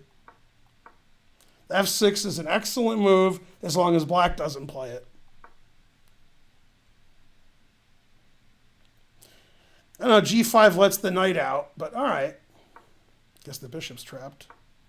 The engine just wants to leave these things here and not let the pieces out, but still good for white.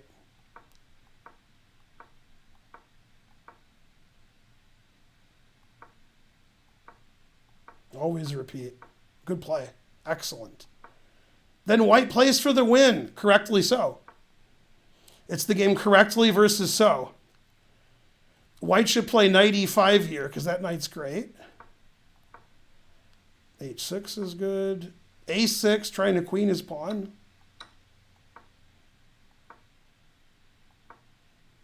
Exciting game.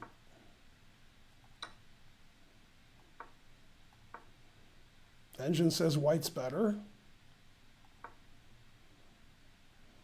Yeah, you could play knight c6 attacking the rook, and knight e7 check, and rook h1, and all kinds of stuff. Take on a7, all kinds of threats.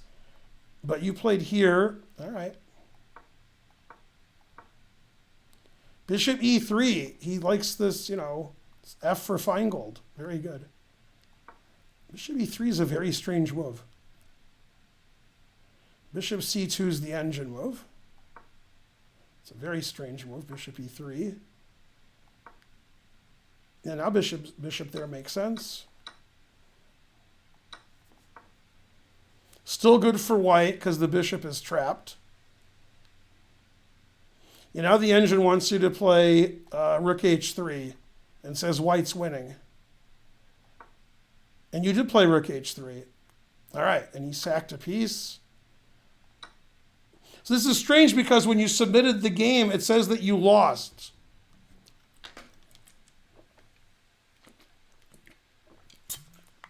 I mean, the only way you could lose this and not have me make fun of you forever is if you donated 5,000 centidues. Oh, you did? Okay. Oh, then you did fine. Well, you're up a piece and, for nothing. And you have a good king and your opponent has a bad king. And you're +9. Damn.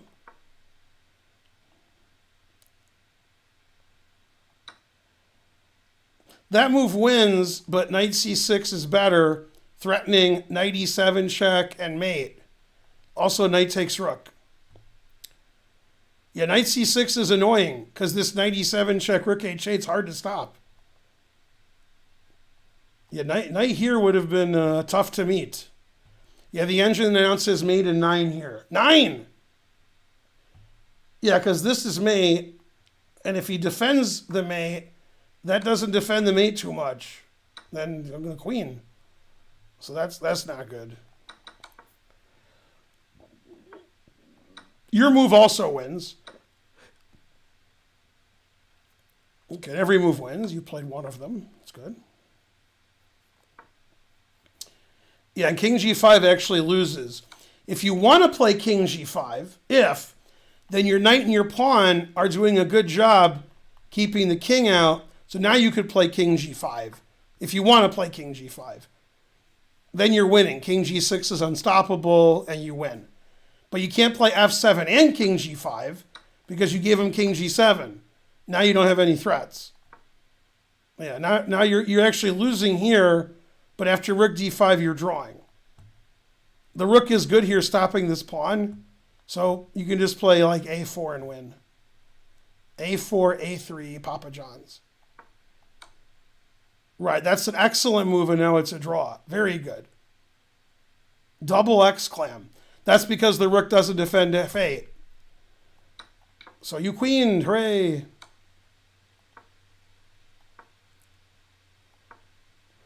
Yeah, here obviously you have perpetual check if you want, but you played for the win.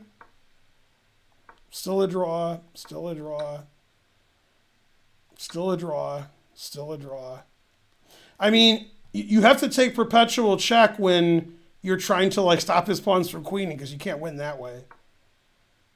Yeah, now still a draw. Yeah, now queen e7 is the only draw because you can still perp him. Check, check, check, and queen e3 check. You can still draw this. Yeah, now after queen d2, now you can't draw anymore.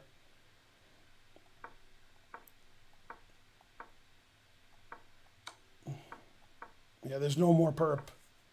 Man, the truth hurts. Where's the stalemate?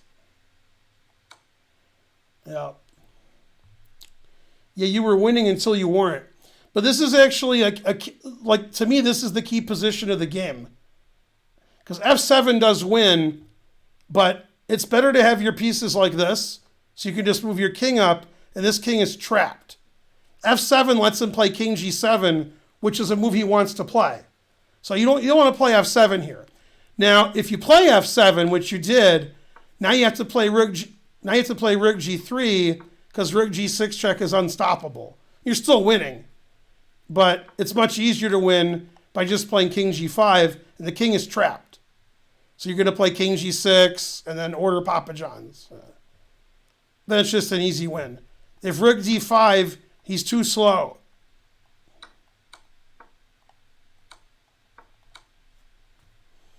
Etc. So you were winning that game several times.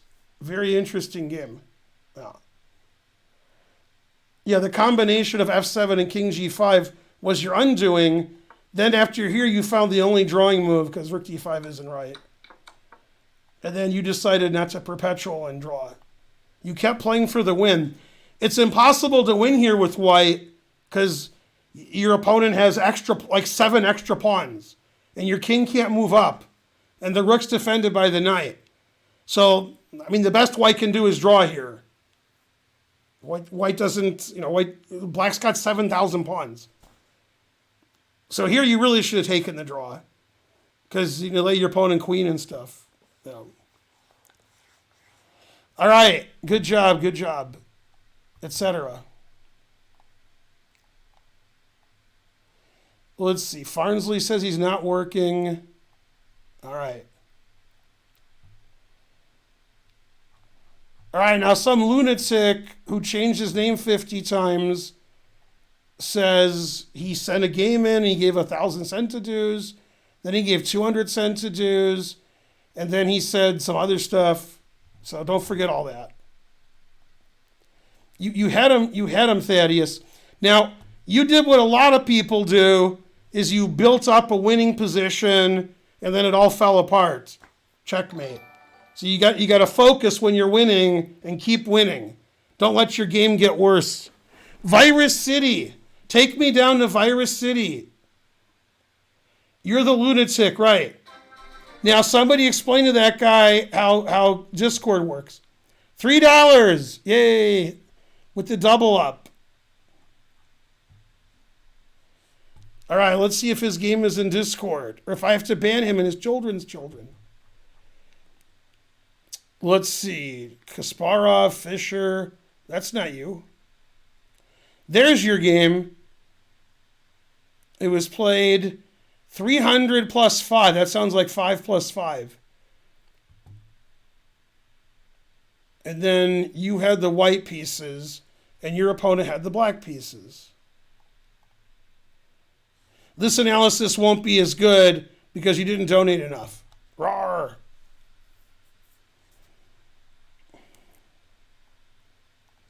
Now, one thing I didn't tell you, but I told you on Discord, if you read it 8 hours ago. When I lived in Michigan, before you guys were born, there was a tournament director, NTD. He was an organizer. It's about 1900 at chess-ish. His name was Dan Berg, Mr. Berg. And I haven't seen him in 20 years. I don't think he's in chess anymore, although he did write the 5th edition of the rule book. The USCF rule book, like 10, 15 years ago. Anyway, he was on Jeopardy today. So I watched the first half before I came here to stream. Go Dan. Yeah, B-E-R-G, right.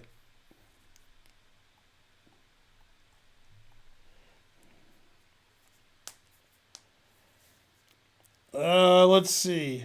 What? Funniest GM ever and the funniest looking.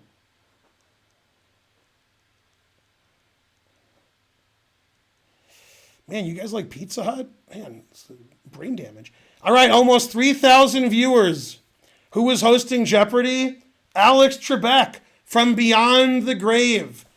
Just because he died doesn't stop him from hosting Jeopardy. I don't see what the problem is.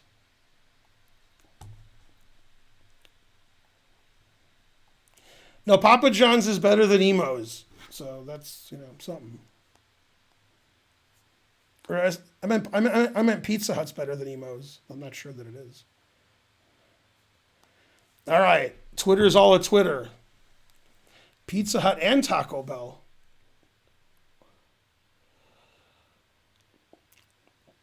Who will be the next host of Jeopardy? Probably Alex Trebek. Okay, the guy with white paid for the analysis, so he played great. Okay, now, this is such a great game so far, they should turn it into a movie, or at least a mini-series. What should we call that series? I know, Queen's Gambit. That's what this should be called. 100 centidues, hooray. Yay, 100 centidues a game. Again, Tisker Tasker. Go Jeopardy.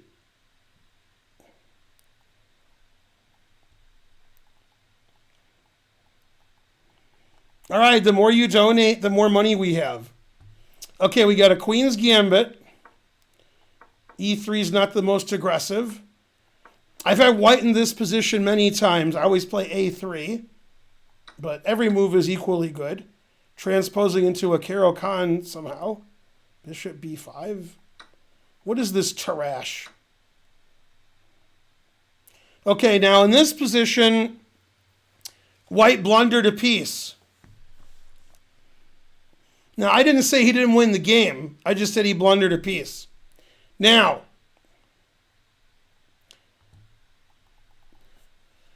approximately 1985, approximately, I could be a year or two off, I was playing in the Midwest Masters in Chicago, and my opponent and I shook our hands, and, we got COVID, and we played a couple of moves, and the game next to us ended. And I figured like they agreed to withdraw, but the guy resigned. And he resigned on move 5. Okay, and here's the game.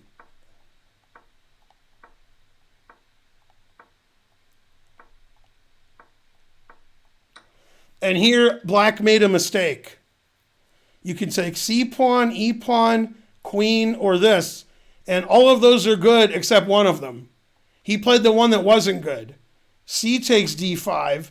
Then after queen a4 check, he resigned. That was the game next to me when I was playing in the Midwest Masters before you guys were born. Very similar to this position. So you could take bishop takes, pawn takes, knight takes, queen takes, and white chose the worst one. Talent. 100 centidues. Pizza Nova. Sounds good. Sounds super. Right, well, white did blunder a piece. First of all, I'd like to say we have over 3,000 viewers, which is very rare. And even with 3,000 viewers, people won't donate $1 to make the hype train go. That's the way it is on this stream. And my Perrier's out. All I got is Windex. Let's see, how's that Windex taste? Recommended by Donald Trump. I'm not drinking that. Jasif gave 500 centidues.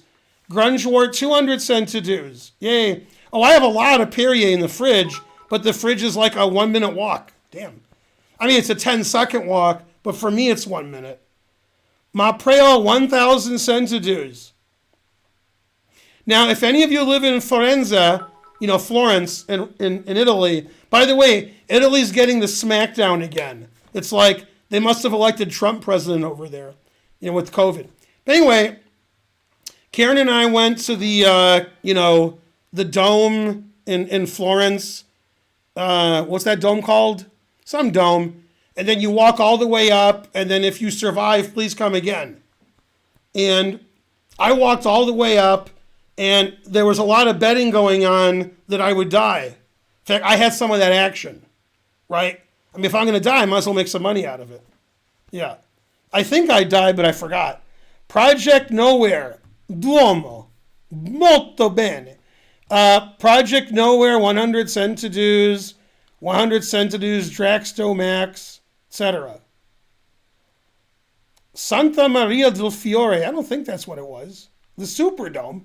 Some of your answers aren't right. What was the name of that dome? The Duomo's right, but it had some other name. Anyway, you walk up like a third of the way, and then you can hang out, and you can be like, all right, I give up. And when I was walking a third of the way up, when I was half the third of the way up, I was like, well, I can't go to the top. So when I get to the third of the way up, I'll give up. Then when I got to the third of the way up, I'm like, I'm not giving up. So then I almost died, but I didn't. Karen can't believe I didn't die. Karen still can't believe it. Yeah, no, the one in Florence. No, ridiculous is correct. 2 people said the Santa Maria del Fiore. Wow, nice. Anyway, it's really high up, and then there's room for one person, and then you're squeezed in. You have to bend down a little. It's the most fun you can have. Yeah, somehow I lived. Yeah. Domo arigato, exactly. And so on. 1,400 centidues. He wants a discount. 463 stairs sounds correct. Spencer, 500 centidues. X Potato X Killer X. But it's not like you're just walking upstairs like at the, what do you call it? At Waterloo. I walked up Waterloo, that's just stairs. That doesn't matter. This is like you're scrunched in. Like there's no, You have to be there to understand what I'm saying.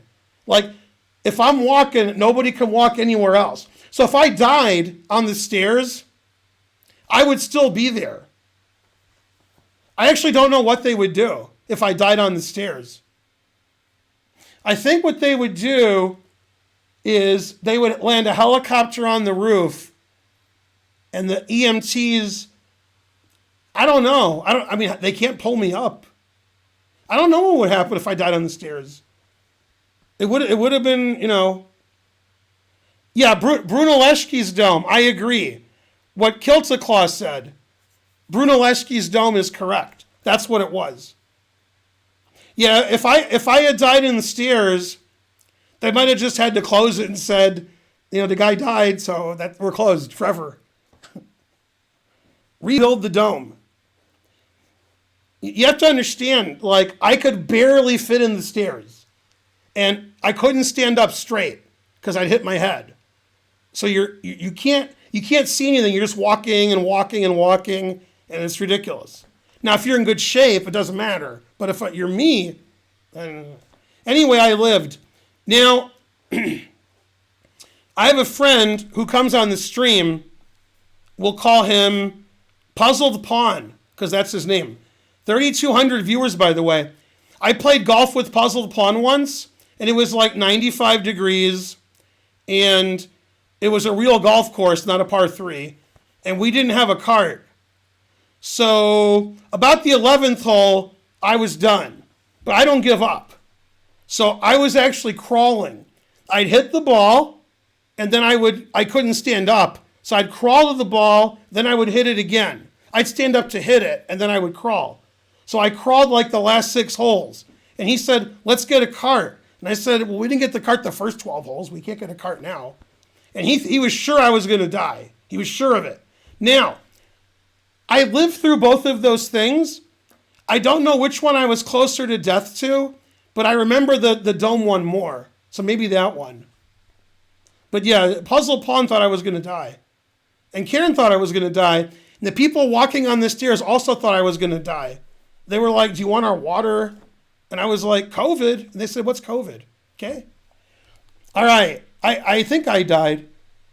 Yeah, Brunelleschi's dome is the Santa Maria del Fiore Cathedral. Yeah. Yeah, when I was 17, I could have done it too. Yeah. Anyway, if you ever walk up those stairs, you'll be surprised that I did. Because, man, god damn.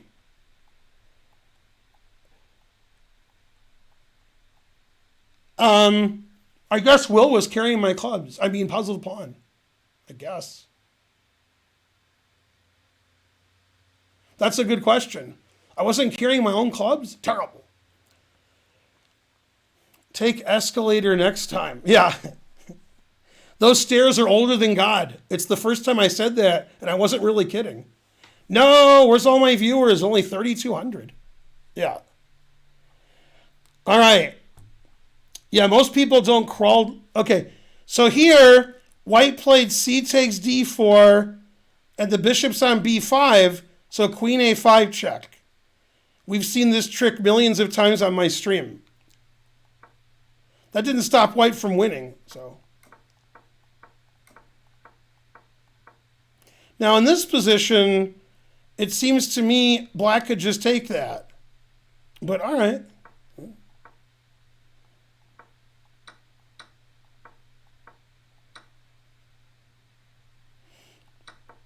So when black played here, which just hangs a piece, we have to figure out what black was thinking. Thanks, Pinky Jim. There's 3 possibilities. 1, black didn't see that. That's possibility 1. 2, he did see that and thought this won the queen and didn't see that. That's possibility 2.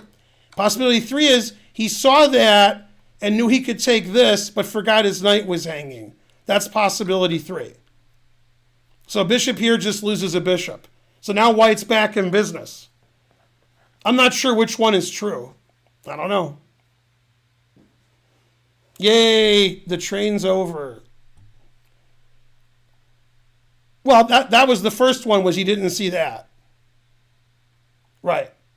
You guys think the most likely is he saw that and thought that won the queen, but didn't see that. That's possible. That's giving the guy a lot of credit.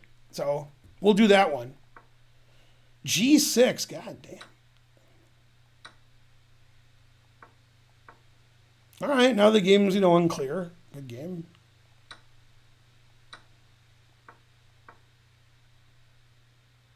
Okay. Looks like a draw. Looks like it should be a draw.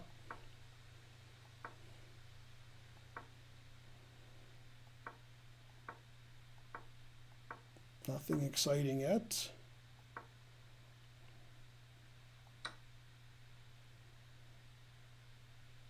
What?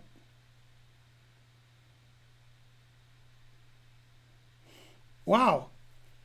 So this is a double question mark move, but it worked. That move loses the exchange, but he ended up winning a piece because white blundered. So I guess that's better than what I would have done.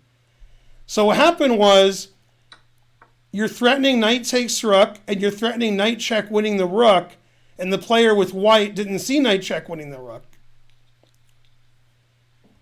So after rook c7 check, white's winning. Then black gets out of check, and white loses rook, and white's winning. But black followed my rule, always sacrifice the exchange. And he did, and he was winning as a result. So yeah, so rook c7 check is just winning for white. But he didn't see knight e5 check. So now black's winning, until white's winning later. Okay, so that was something.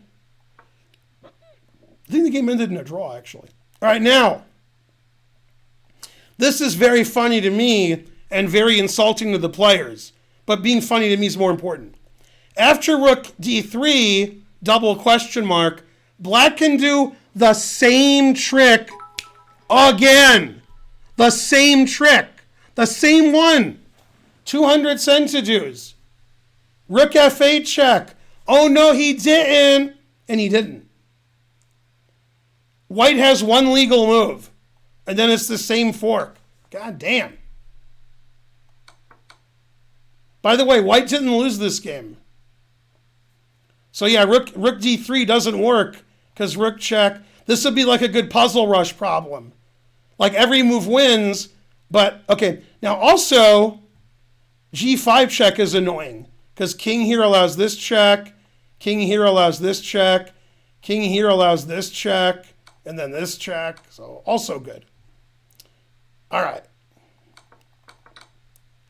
But after rook d3, black played a defensive move, rook e7, also winning. Man, he did it one move too late. Rook f7 check, one move too late. This is hard to believe that this game ended in a draw. Wow.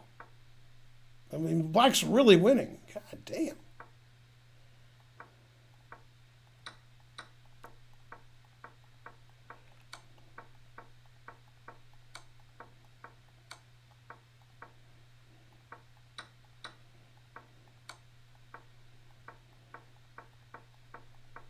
Looks like a stalemate's coming.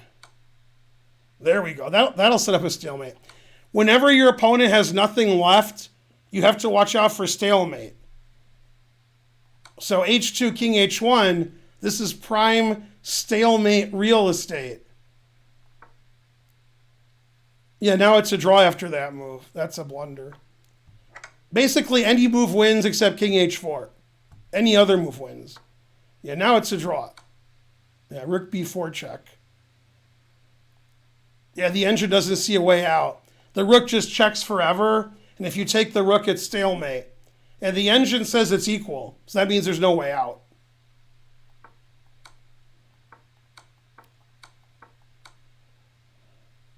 Okay, now white made a mistake here in this position.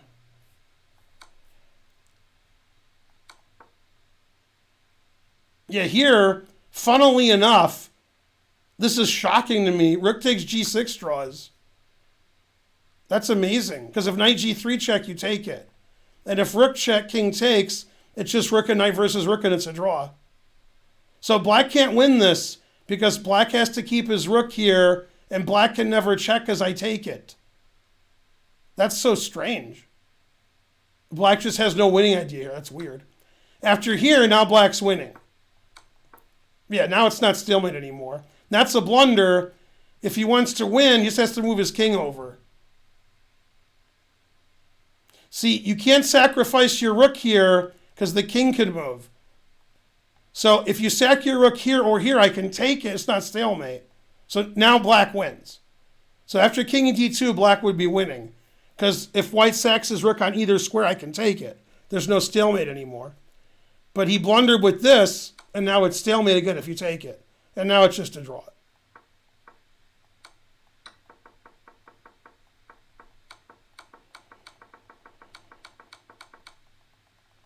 A perfect game. Yeah. Anyway, that was very interesting stalemates at the end. And when you have a winning position and your opponent has very little left, you have to watch out for stalemate because that's like the only way he can escape. Breaking news. Let me see. What's this say? A shocking reversal in the voting.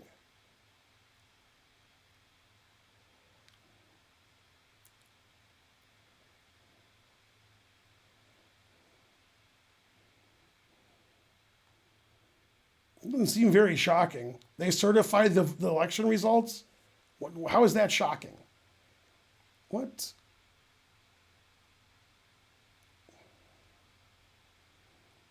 All right. Republicans decided to let the votes count. That is a little shocking. Shocking. I mean, if I was at Rick's in Casablanca and I saw gambling, now that would be shocking. But not letting votes count, that's not shocking. Yay, go everybody. All right. Yeah, that game didn't have the best accuracy, but it was, Trump said it was perfect. All right, now who gave me money instead I have to look at their game? Somebody gave me 1,400 centidues. And they said, look at my game. Rawr. Who was that? Somebody gave me 1,400 centidues.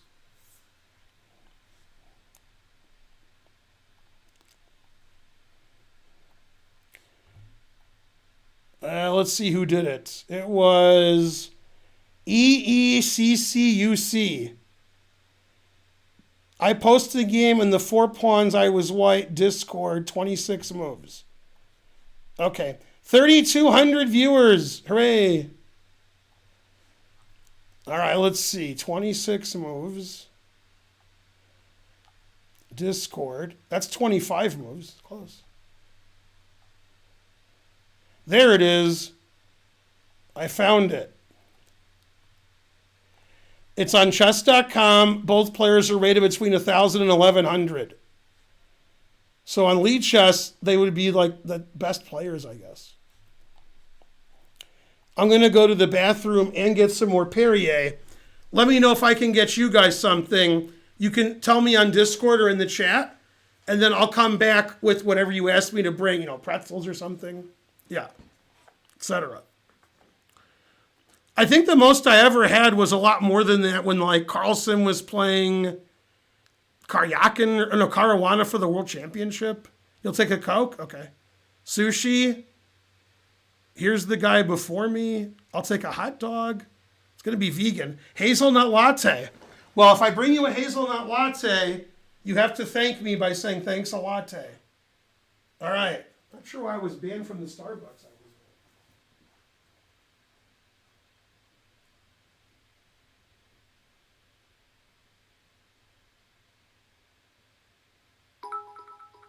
I heard that.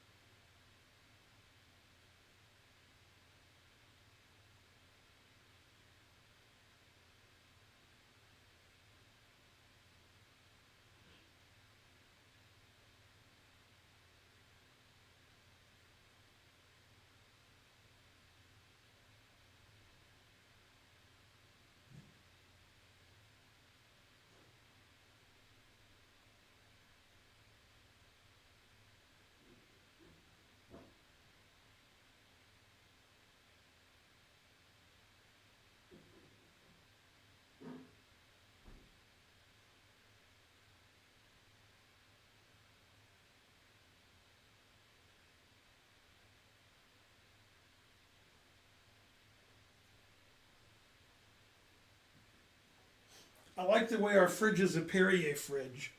Like you open the fridge and there's like 40 Perrier in there, which is funny. All right, let's see what that noise was.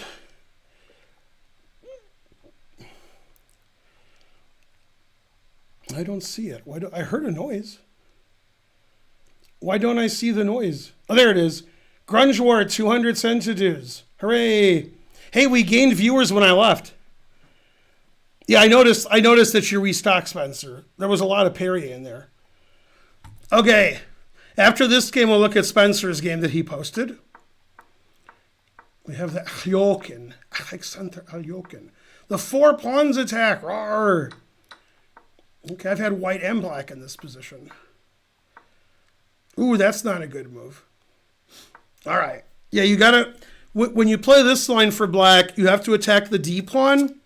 So you want to play like knight c6, queen d7, long castle. You know, like here, knight here, queen here, long castle. And you want to play bishop g4. So a lot of times they play bishop e3 before they play knight f3. $15. Thanks, Bishop Takes. This is the pawn that could be weak because it's on a half-open file here. So yeah, knight, that's not good. Yeah, now white already has a big advantage. Bishop e3 is legal, right?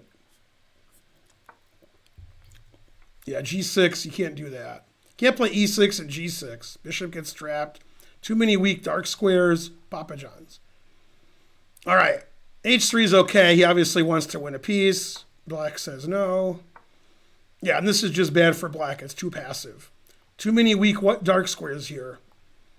Yeah, there's no pressure on d4. So white's already close to winning. It actually says white's winning.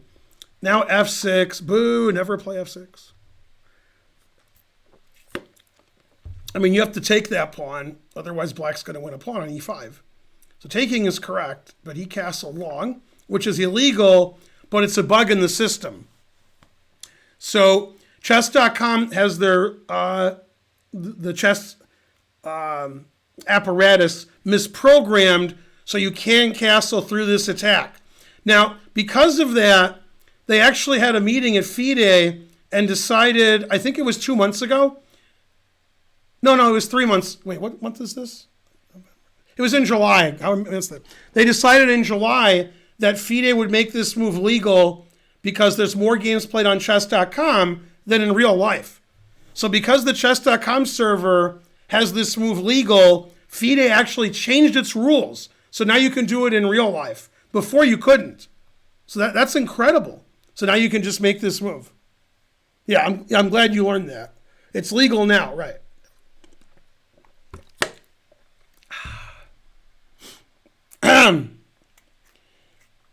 Let's see. I cheated in my Sunday game against my mom's. No. Yeah. DK79. Okay, so black played f6 with the idea of taking on e5, then said, never mind, I'll castle. All right. Perks of being an amateur, I didn't know the rule was changed. Exactly. Right. Kings Abo 92 subscribed. Yeah. Oh, yeah, at least a third of the chat believes me, Star King. Yeah. That's correct. Yeah. Lion Super Bowl. Now that's lying on my stream. Yeah. Okay, now Matt Larson took over for white and played g4.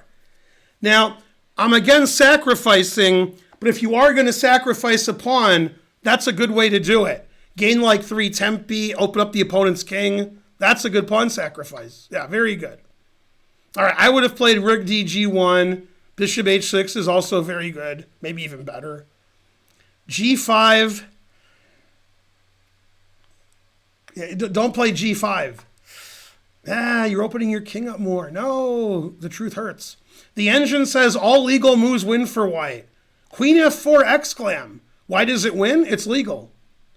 Yeah, g5 is bad and you should feel bad. Whoever had the black pieces. All right, that move's okay. This move is legal. Queen takes g5 check, trading queens. Now that does win, but you don't want to trade queens with white. You want the queens on the board and attack the king. So knight takes would be correct. Then put this rook over here, and then I don't know, maybe not Papa John's, maybe some better place. All right, so trading queens was not the right thing to do, but still, queen g6, okay? Didn't even see it was legal, all right? Knight h4 check is good. King g5. You took the bishop, which is a fine move. It's not what I would have done, but engine likes it. Knight e2, getting the king in there. Rook f2, not caring about his king. Probably should go here and try to run away. Still losing. Check, and then mate. Yeah. Yeah, black kept moving pawns in front of his king. G6, f6, g5, and somehow that didn't work. Yeah. Anyway, excellent game for white, but the key was in this position. Okay, well, actually, we have to go back. All right. So here, black played fine. Black should play knight c6, queen d7 castles, bishop b4, bishop g4. This is the first mistake, and g6 is a big mistake. I mean, bishop already has squares over here. Can't just keep moving your pawns every move. f6 is a mistake, castling's a mistake, and then, okay. White's already like +6 here.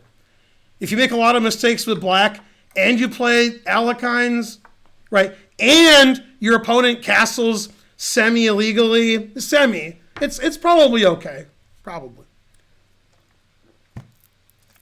A little illegal. Yeah. Pretty legal. All right. Now we looked at that game. Now we look at the real game from Spencer. Spencer donated 500 centidues. I don't even give my kids a break.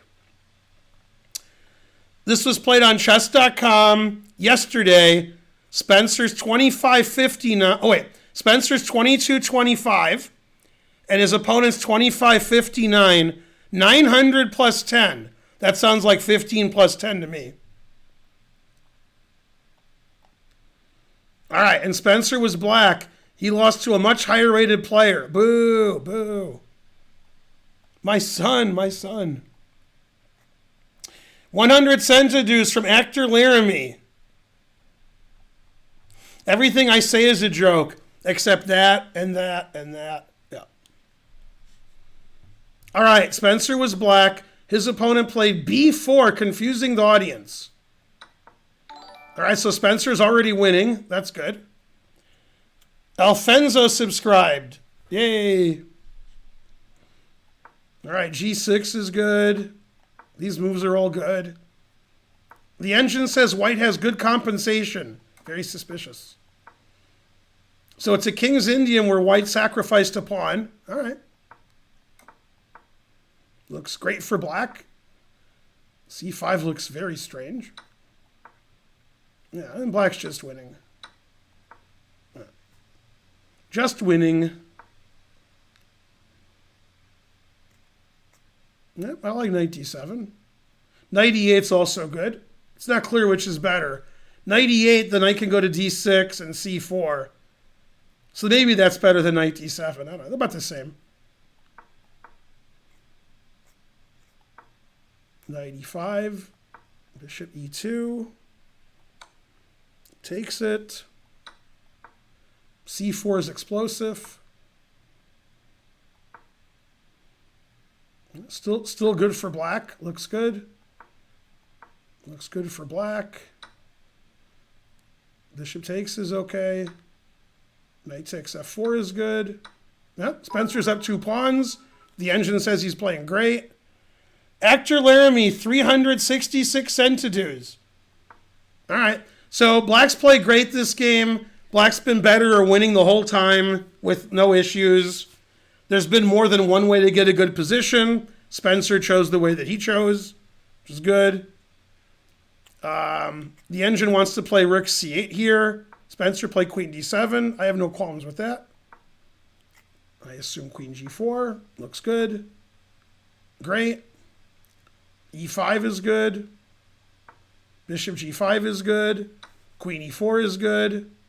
Oh, queen e4, it says loses after it said it was the best because Spencer's queen got trapped. by the crazy looking rook b4, and the queen has nowhere to go. That's nuts. That's unfortunate your queen's trapped here because you have f5, but after f5 you don't have anywhere else, which is weird. That's strange that f5 you have no square to go to. So the engine already doesn't like your position. I mean, it says it's equal instead of the winning that you should be. This looks like just a great Grunfeld. Looks like a Grunfeld where you're up 2 pawns. So the engine wants to play a5 and keep pushing this pawn, which is reasonable. I can't really argue with that. That's a good plan. h6 is a move, so there's no bishop g5, but that's weird. I wouldn't play h6. Rook f8 is sort of a boring move that protects your pawn. But yeah, e5 looks good. Because after the bishop moves, you take on e4, you're just unlucky that rook b4 is winning. That's a very difficult move to see. If he doesn't have rook b4, you're just winning. Otherwise, you can push this pawn, play rook here. h6 is a weird move. I wouldn't recommend that. And this is just really unlucky that rook b4 traps your queen. That's crazy. Yeah. Actor Laramie's, I don't know what he's doing. He's giving me 112 centidues. Man, that's too bad. You were winning until you weren't. And then g4. Man, this takes forever to win your queen. It's unbelievable. But the engine says you lose your queen. What's funny is if this pawn wasn't here, it'd be really hard to win for white. But with that passed pawn, that makes it easier. Yeah. And then rather than play f6, Spencer chose to resign instead. Yeah. So basically you were winning until here, and you have to play either rook e8 or a5. Now it says it's equal if you just play some normal boring move, but you played this, and now you're losing, which is crazy. It takes so long to win your queen. That's crazy. That's really unlucky. Yeah, obviously it's not super surprising when you move your queen out here that it can get trapped, but it was surprising because your pawn has no pieces left and you have a retreat square.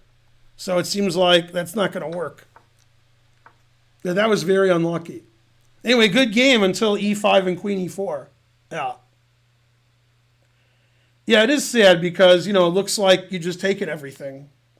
Obviously, it's a little risky to play e5 because you're giving your opponent a passed d-pawn. So it might make more sense to go here.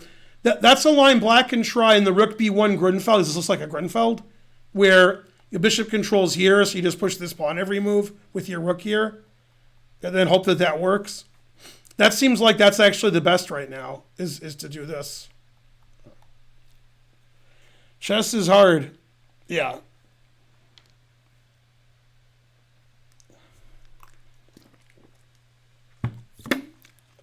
I've never seen that gambit that your opponent played in the English. That was very strange. You know this? I never saw that. But you seem to handle it well. Aiden Zayach has subscribed. Go Aiden. 3,335 viewers a do. Nemsko 300 viewers. We're in some kind of opposite world. I think Twitch has made a mistake, and I have 300 viewers, and Nemsko has 3,300 viewers. That makes more sense. She's playing League of Legends. Shouldn't she have more viewers then? I don't know. I'm the only person on Earth who's heard of, you know, like League of Legends and, you know, Among Us, and there's whatever, other games, Fortnite. I don't know anything about, I know nothing. Nothing. If you talk to a newborn baby and said, explain those games to us, their explanation would be better than mine. I know the names of them. That's it. Nothing. Nothing. And you guys are like, well, you don't. No. I don't know anything about them. I know the name Fortnite, and before the game it meant 2 weeks. It's spelled differently. I don't know what it is. I don't know what Among Us is. I don't know what League of Legends is. I know nothing. Legends of Zelda. Nothing. I know they exist, but that's it. And even that I'm not so sure about. Not sure they exist. All right. Nothing. 0. Vishwanathan. League of Legends of Zelda. That's right. There you go. Right. No, but a lot of people don't play those games, but maybe they watched once or somebody talked to them about it. No, nothing. If you didn't have the name of the game up and you were playing the game and said, this is, League of Legends or Fortnite or Among Us, I wouldn't know which game it is. Unless it said what the game was. If it said, then I would know. I could read, but yeah. Yeah. Spencer's opponent was 2,500 something. But yeah, Spencer seemed like he played better, but really unlucky here to lose his queen. Like, didn't see rook b4, but it's still a miracle the guy's winning his queen. Only g4 wins, and only rook c3 wins. If those moves aren't played, black's like plus 1,000. So it's like super lucky that he has that. And then he's winning because the queen's a queen. Yeah.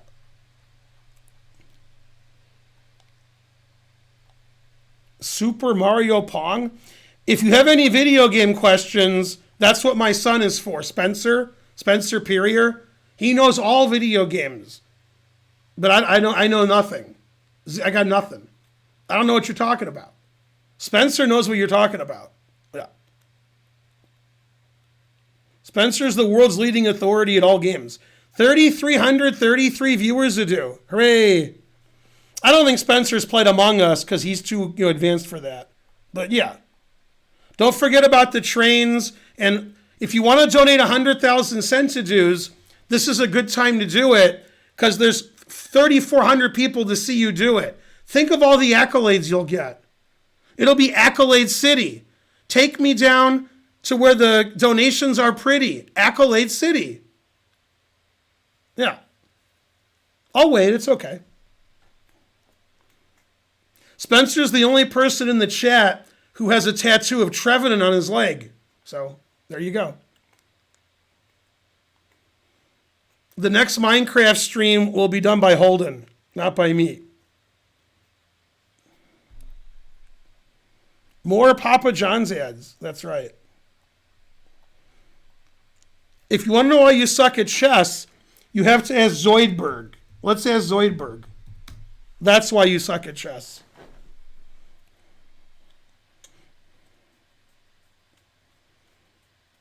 No, it's commercials.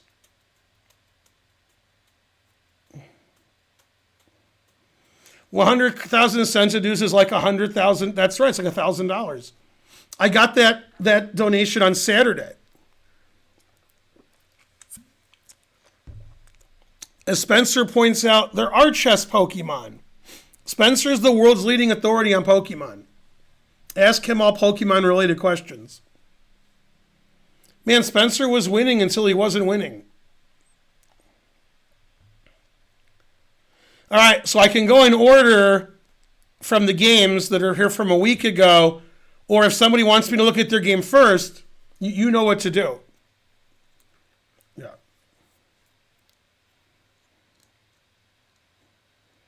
I have a 70% win rate. I'm only 980. I keep playing 1,000 plus with below 50% win rate. Wait, what? Those numbers don't add up. Yeah, Pokemon Go isn't Pokemon. That's just silliness. Boo. The best Pokemon is Snorlax. The lawsuit is pending. I actually have a Snorlax shirt. 4 people have already cut me. Cut you? Like with a knife? What? Not only did the Chess Bra still stream, they rated me this stream with 676 or so. Yeah. Brian Adams, cut like a knife. Right. I am a Snorlax. That is correct. That's why I'm suing them, because they, obviously stole the likeness from me. All right. So JA, this was the second game I submitted. Did I look at this game already? Let's see. Looks like I looked at it, but maybe I didn't.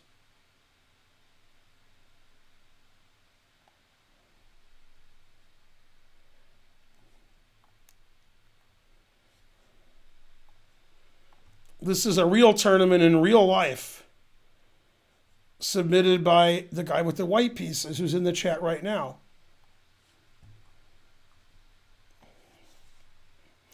Karen's actually doing sub battles on Saturday. Talk to Kangaroo against Indo Queen. Saturday, 3 p.m. Sub battle, Karen versus Indo Queen.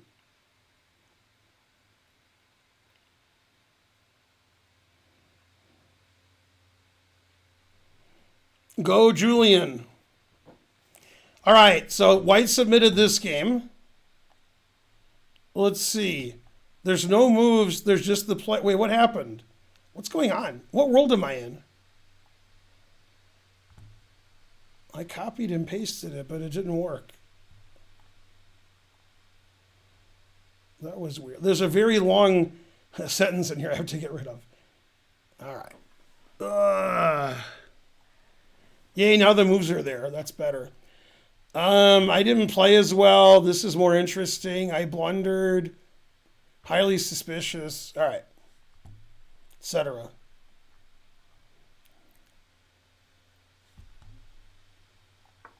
This is in a slow tournament. It's the semi-Slav. So after bishop f4, which is a very unusual move, black should take on c4. If white can get e3 in, he should be slightly better. And he did get e3 in, so he should be slightly better. Yeah. This is just a bad bishop now, so that worked out. Yeah, black should definitely take this and defend his pawn and try to be a pawn up. Yeah, the knight's good on d7 because it protects c5 and e5. So in this structure, it's always bad to play knight b6. Black should either play c5 or e5 here. He's slightly worse either way. Yeah, now he's undefending c5 and e5. So now he's much worse. Yeah, the bishop's just frankly terrible. It's a little too early for knight e5 because of c5. So he could play knight e2, so his queen protects c5 and stop black from, escape getting his bishop out and attacking the center. e4 is also good.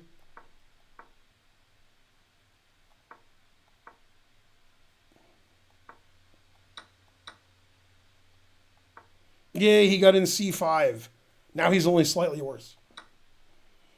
Bobby Fischer recommended knight takes d7. Not recommended by me, but Fischer. Fischer Petrosian, learn your classics. Okay, so white couldn't help himself. He had to play this way, threatening bishop h7. But obviously this move doesn't make a lot of sense. You're destroying your pawn structure. This is a nice pawn structure here. So this position's about equal, and after this, white's just worse because he's messed his pawns up totally. Frankly, ridiculous. That move's okay. You could also play rook c7, defending your pawn. Take this pawn later, but all right. He takes a3 instead of c3. This was the safe move. But all right, this move is okay. Rook b3. Man, the rook is so good here. Should play c4 because c4 is explosive. Keep his rook on the 7th rank. King h8. What? King h8. Say what? I mean, knight d5 is shouting to be played. a5 is okay. I wouldn't play a5. I'd be afraid to play a5. But okay, king h8. What? The king is worse on h8. Now you get checkmated on the back rank. Terrible. Rook c1? God damn. Yeah, don't play rook c1. That's not a good square for your rook. All right, and it should be a draw, of course, frankly.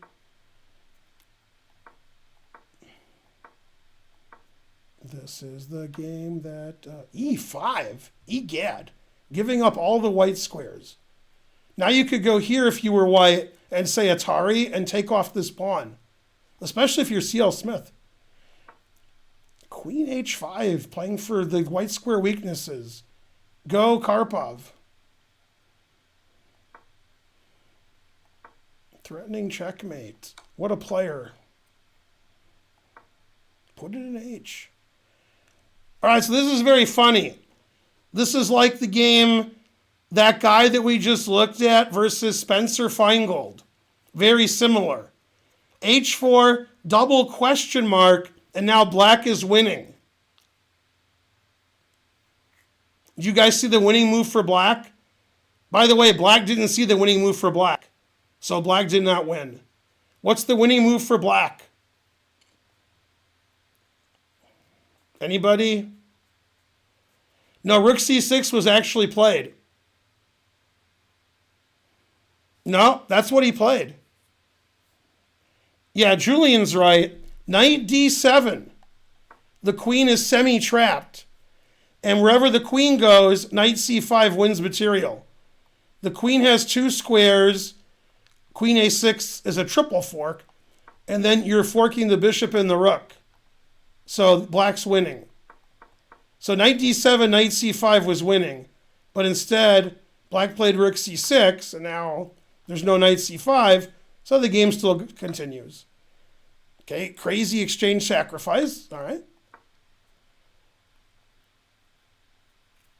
Aha.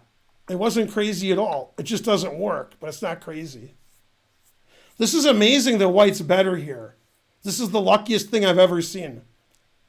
Because I'm sure when black played rook c6, he had this all figured out. And probably didn't think rook d8 mattered, but it does matter. That's incredible. That after c5, white's doing fine now because the king is so bad. Rook d4, rook e4, pawn takes knight. That's insane that white is still doing well here. Okay, now black made a mistake. He should play knight d5. It's still equal. Rook f6. Now white played an amazing move. Incredible. Every move wins for black except rook d4, stopping the queen from infiltrating. And if you take this, I take the queen with check and take the knight, and white's better. But you have to do that. There's no other move. Amazing. Now, if you want to know whether your opponent's cheating with an engine, this is a good time. The second best move after the move this played was queen d6. Julia now has to go to the therapist's office. And when the therapist says, "Can I help you?" Julian just say queen d6 over and over again.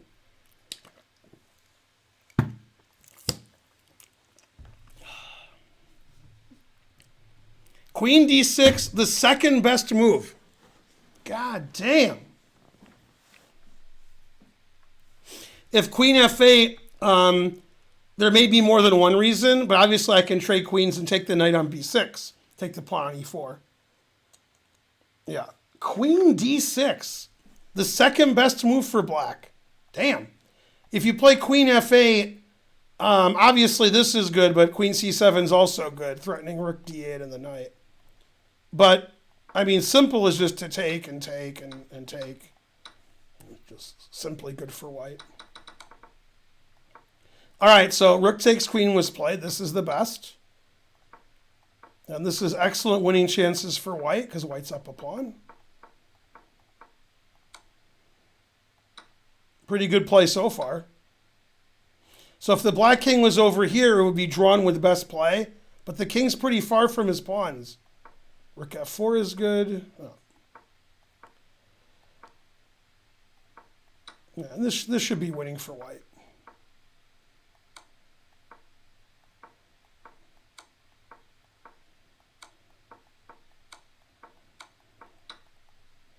And black resigned. Yeah. Very good. Very suspicious, by the way. So it's funny, the reason he won was because of all the mistakes he made. H4 loses to knight d7, attacking the queen, followed by knight c5. And here, black thought he was winning with rook takes an e4, but it turns out this should be a draw with correct play. And then here he played rook f6, which is bad. Knight d5, the engine says, is equal. And then after this, white's probably winning because this is forced. And I would suspect this is a winning endgame for white. So two pawns in the center. The engine says like 1.4. so I can't prove it. But I would think white's winning here. Queen d6. Double exclam. Right. So very, very good, a lot of tactics in that game. Really tactical. But yeah, it's too bad from, for black's perspective that he missed knight d7 here, knight c5. You really want to play knight c5 here. It attacks the knight, the rook, attacks the bishop, it blocks the c pawn, it escorts the a pawn, a5, a4. It's a much better square than b6, where the knight can't move anywhere and you can't move the a pawn because the knight's hanging. So this is much better. And he can attack the queen, then go there and win because the pieces are not well defended. So h4 was the losing move, but that's why he won the game. Was because he played h4. And then, yeah, this rook d8 is just super lucky that white's not losing. Yeah. I actually explained on a stream about a year ago about luck in chess. Let me tell you what luck in chess is. Let's say two people are paired and the night before, Black was studying this line in the Sicilian, which he's never looked at in his life, for no reason. And then the next day he's black, and it happens. And he plays instantly, his opponent's never seen it, maybe they're the same rating, and the guy just wins easily. And something like that happened to me. Now, obviously, you could argue it's not luck, the guy studied the line.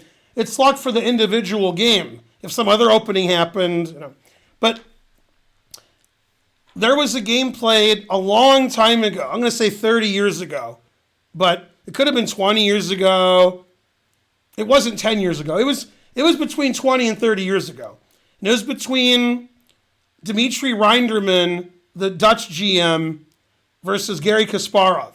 Kasparov was black and a Sicilian, and Kasparov played a line that I play, which is unusual. He doesn't play Sicilian lines that I play, but he happened to. Reinderman played a line I'd never seen before.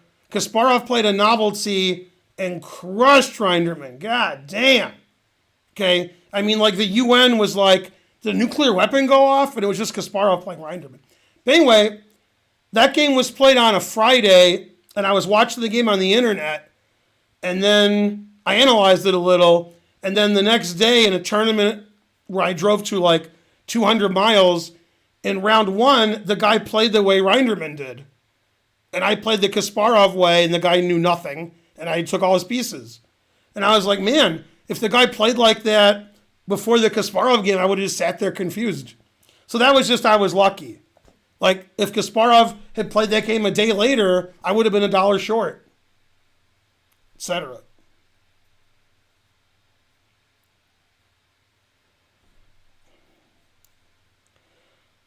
That's what the Traxler is all about. Was that your Queen E8 move? I don't know.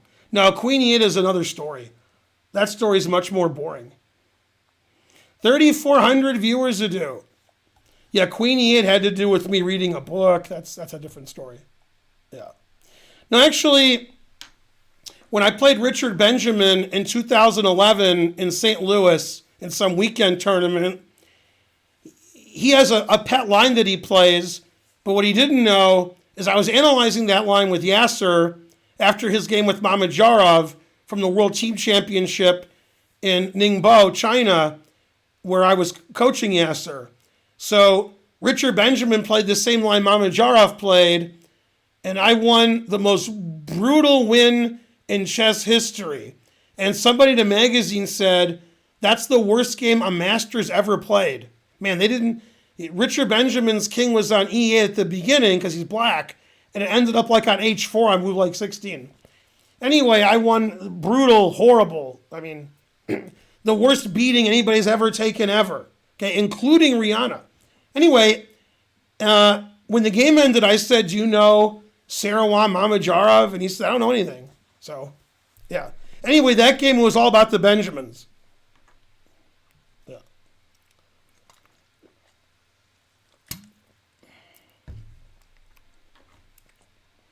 Yeah, if you ever find the game, I played Richard Benjamin in 2011.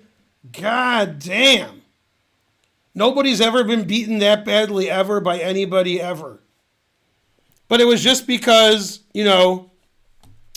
I just lucky because I played, I know the Yasser game with Mamajarov.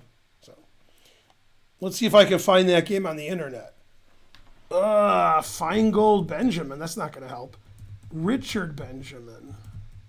STL 2011. I don't know. Looks like I made a lot of videos about it. That's funny. A lot of videos. What is this about? Dr. Benjamin? What? I gotta type in chess. It's too confusing. Wait, it's in chessgames.com? Oh man, I'm gonna show you the game. Hooray! This will be the greatest moment of my life. It shows you what kind of life I've led. Now, I have to warn you, we're on Chess TV, so maybe I shouldn't show this game because it's inappropriate if you're under 18. So parental warning. I mean, I have kids myself, right? I'll take good care of your kid. I got 2 kids of my own. Good Family Guy joke. All right.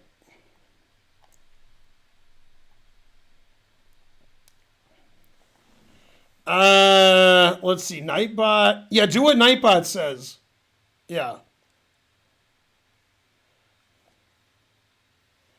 You know Rihanna, but not Among Us? Yeah. I also know the parody Under Barack Obama before I knew the actual song Under My Umbrella. That's a true story. I knew the parody first. That actually happens with me a lot. I learned the parody song before the actual song. If you've never seen Under Barack Obama, if you're under 18, don't look. But otherwise, yeah. I think that's from Mad TV. 3,400 viewers to do. Rawr. All right.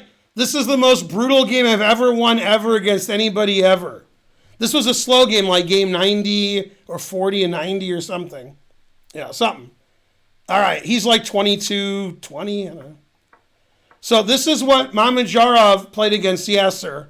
Yasser looked him straight in the monocle and said, "Yo mama." Okay, and I'm playing like Yasser. This is what Yasser did. Now, Mamajarov played h6. Yasser played h3, bishop g2, knight here, Papa John's, and won easily. My opponent played d6. I figured if Mamajarov played h6 and my opponent didn't, I should play g5. Got to figure something. Okay, bishop g4, confusing the audience. Bishop b5 check exclam. Former muscle. Never play f3. The knight is still hanging on f6, by the way. The knight's always hanging on f6. All right, now it's not. g6. God damn, I said god damn. Okay, now my opponent made a mistake. The best move is, I think, queen d7, but he played here. Check. And you will know my name. Yeah. So the thing is, it doesn't matter if you take my knight or not. If you take my knight, my queen goes here. If you don't take my knight, I'll take your knight and my queen will go here. So it doesn't matter. And then always repeat. And then knight f3 with the idea of knight g5 check.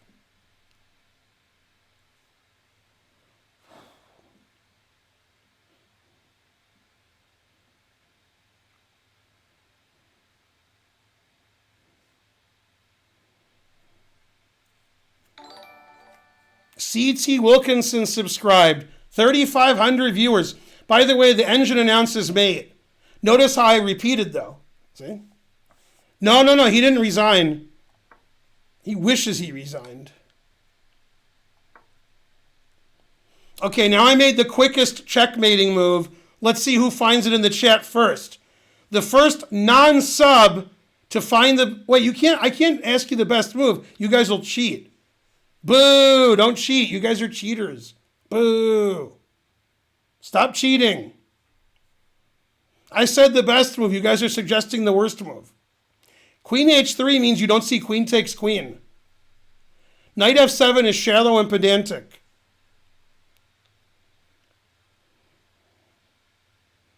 Come on, where's Julian and Spencer? You're my only hopes. I have a lot of viewers. Jesus. 3,600. God damn. Rain, you got it. He made it rain like Lil Wayne up in this bitch. Good job, Rain. Right, queen e4. Bam. Threatening queen h4 check, which is easy to stop.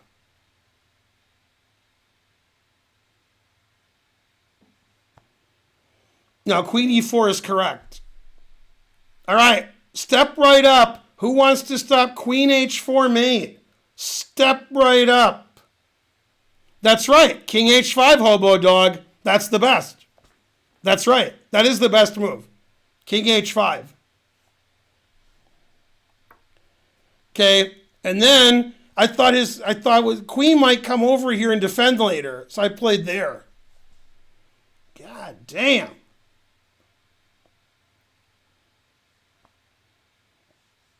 Okay, and here he resigned. Go Yasser. Man. And it's not a lie to say after that game was played, he moved out of the state. He lived in Missouri for years, but after that game, he moved to Florida. Why doesn't queen h3 stop it? I have a knight here. Knight takes queen.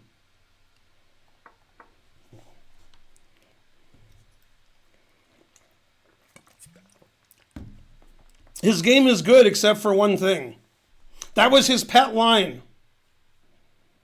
Terrible.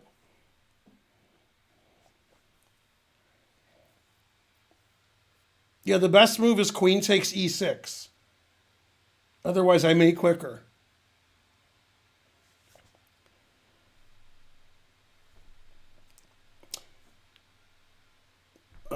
Since Netflix? No, Netflix has been around for years. Yeah. All right, yeah, that was like game in 90 too. That was in 2011 when I was a better player. And I had Yasser's secret illegal opening preparation. Why did he resign? Well, his king is on h5, so everything he does gets checkmated. That's the main reason. So if you want to know what my threat is, let's say he doesn't move, I can go check. This is the only legal move. Then I can go check, or I could play mate, which I didn't see, but I was just going to go check. And then I have queen here mate and queen here mate. I guess bishop g5 mate's better. I didn't see that. So if it's my move, I have queen f3 check and bishop g5 mate. So to stop that, he has to play queen takes knight or g5. Queen takes knight hangs his queen, so that's a bit silly. g5 would be better. Now every move is forced mate. The engine forced mate is h4, threatening hg mate. Also mating is queen f5 and rook g1. Also king d1 wins, because I'm kidding. Also a4, rook a3, rook h3, Papa John's, etc. Spencer's thinking to himself, that guy's higher rated than me? Yeah.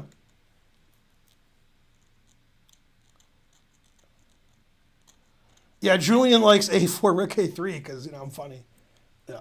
3,578 viewers a do. Hey, Julian, do you remember Richard Benjamin? It was all about the Benjamins. Yeah.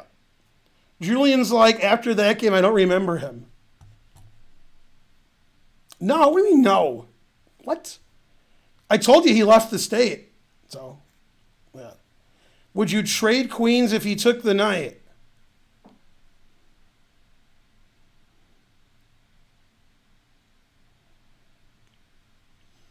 Trade queens indicates that he gets my queen. He's not getting my queen. No. King I5 holds. I have forced mate after King I5. I have Rook I1 check. Haha, you missed that. And then if King H5, Queen I4 mate. Man, that's good analysis. Did you like that analysis? I did.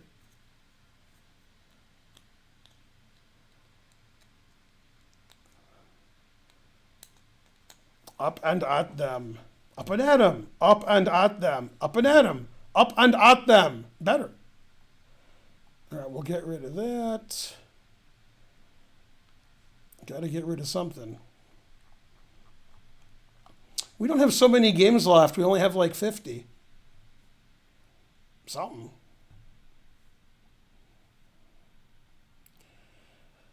Let's see. All right, it's already 11. So the stream's been 3 hours. We've been taken off Chess TV, I think, because we lost 100 viewers. So if anybody wants me to look at their game, let's get a 10,000 cent to do donation. Also, if somebody did donate and I was supposed to look at their game and I forgot, let me know. Because, I forget. Yeah. No, we only have 3,000 viewers. Boo. We were taken off Chess TV. Boo, boo. Luckily, it says social eating. Could you please speak a little quiet? That's funny. Queen takes knight. Can you play out Queen takes knight? What? Yeah, when higher rated players are playing and somebody loses a queen, they usually just give up because eventually the guy who's up a queen will win. I can't show you wins. The game would just continue, but I would be up a queen, so I would win 1 million out of 1 million. Masters don't want to be down a queen. They like their queen. Yeah, it doesn't matter which way I take. I'm just up a queen. So. Yeah, when people are down a queen, they often give up. You should never give up a queen or down a queen. Maybe up a queen, but don't ever give up. When you get really good at chess and you're better than 99% of tournament players and you have an extra queen, then you always win unless you're a British GM, then you probably lose for the British Championship based on a true story. What was that guy's name? The British GM who was up a queen for the British Championship and he lost? I forgot his name. Where's Ginger GM when you need him? Come on, Spencer and Julian, hook me up. Obviously, Julian doesn't know, but Spencer might. Hawkins, thank you. Yeah, Stephen Hawkins. Yeah, they had a playoff for the British Championship because they tied for first. In one of the playoff games, Hawkins was up a queen, and then he lost. It was like +7, +8, +9 for him like the whole game, and then he lost. I mean, he's British, so that's, yeah. No, he's related to Stephen Hawking. Yeah, they're like that, son. Yeah. Classical? I don't know, probably. No, I think it was rapid. Yeah, and then his heart rate was rapid after the game.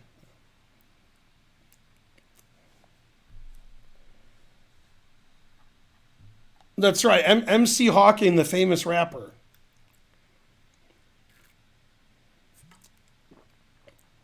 British GMs are so good that they're rated over 2,000 on Lichess. Oh, snap. Yeah, Lawrence Trent won a couple games today. That was crazy. I guess because he's not a GM. That must be why. Connie Hawkins' nephew. That's correct. All right, thanks for watching the stream. I guess I'll rate somebody. Tomorrow is Wednesday, so I stream from 8 to 11. Yeah, that's right. During the tournament across the hall. Yeah. Go Ben. Humte is correct. Jace the Rat says ciao. Go Jace the Rat. I stream every day except yesterday. 8 to 11 Eastern and substandard time. Very substandard. All right, let's see. I'll get a 1-minute game in before I leave. Maybe I could even win a game. Doubt it. What's this guy's rating? Wait, why is this guy so high rated? That's crazy.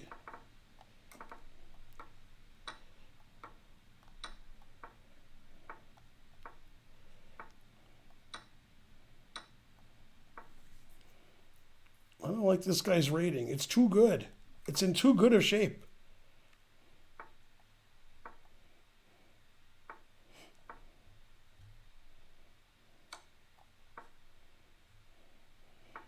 Stop being so high rated. Boo. Let's see. I don't know. Where's the resign button? Gotta be a resign button somewhere.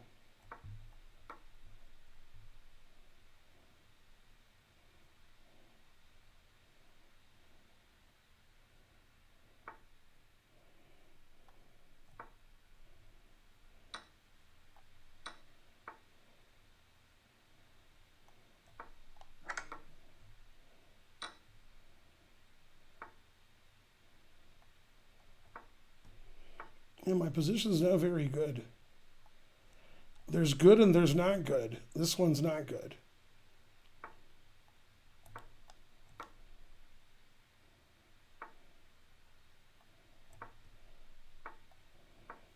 Defense.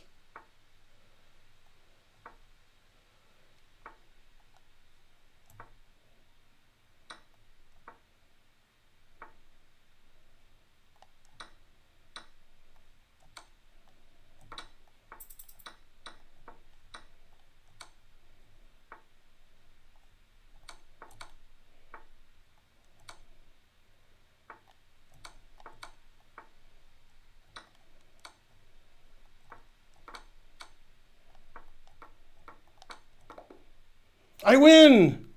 Hooray for Ben. A brilliant game by me.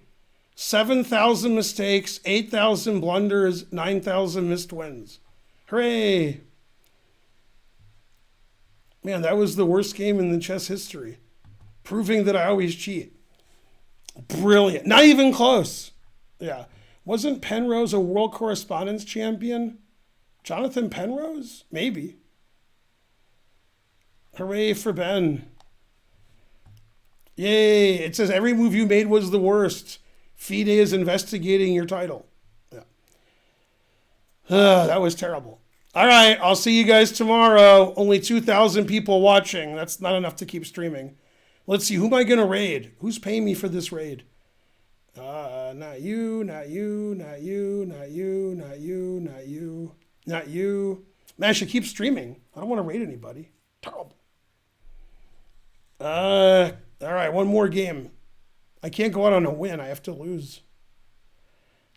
Let's see. Well, this guy, the same guy wants to play. Whoa. I was trying to play him, but he left. The same deviled egg. If I could beat somebody my own rating, I'll be 2,600 bullet. Way overrated. This guy's even higher. Terrible.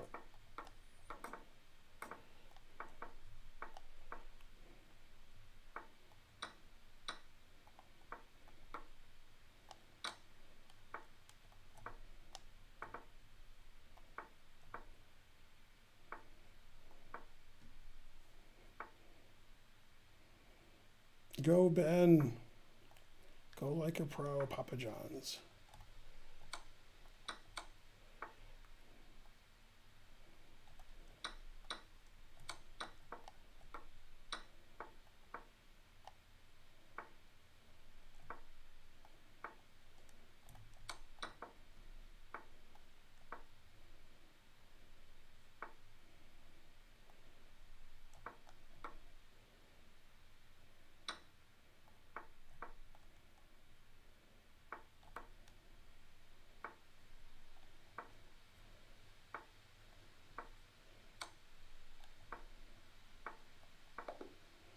Yay, I drew, gaining 4 rating points. I can't play these guys. They're too good. I mean, the guy would have beat me if he just kept playing. 1 mistake, 0 blunders. When the dust was settled, it was even. Hooray for Ben. How are you? Yeah, I'm all right. I've been sick the last few days, but today I'm okay. No, but I'll whenever I'm about to get to some rating, I'll lose. No. If I win this game, I'll be some kind of rating.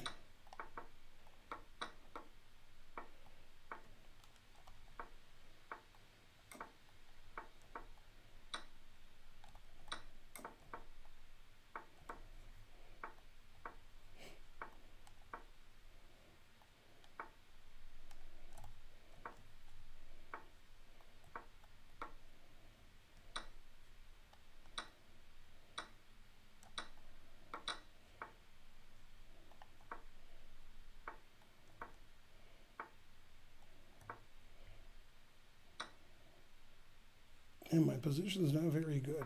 Always play bishop f8.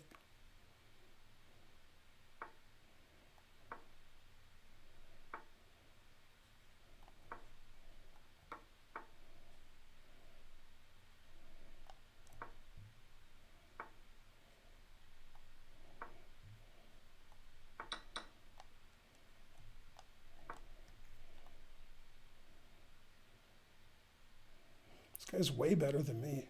What the hell? Stacks paper to the ceiling.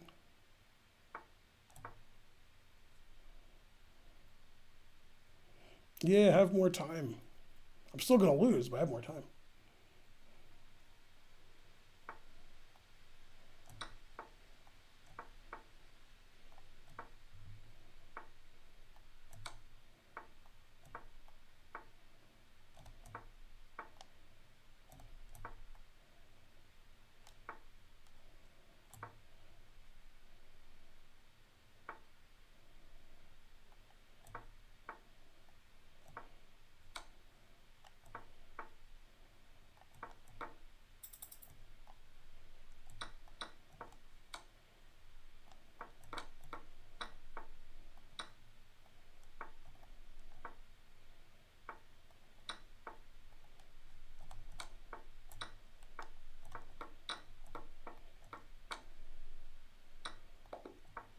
No, I lost on time. I thought I was going to win on time.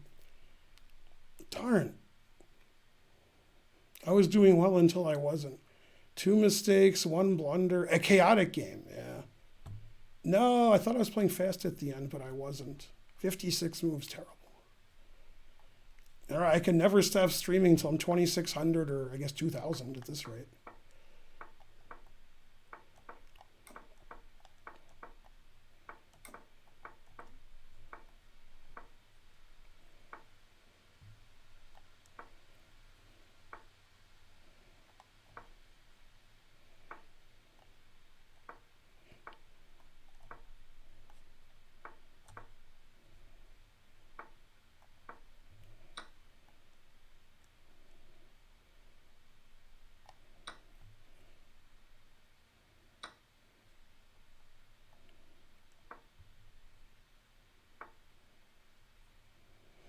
No.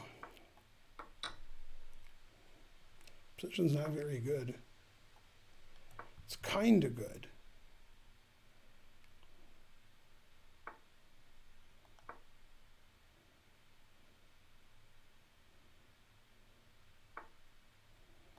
Never play f6.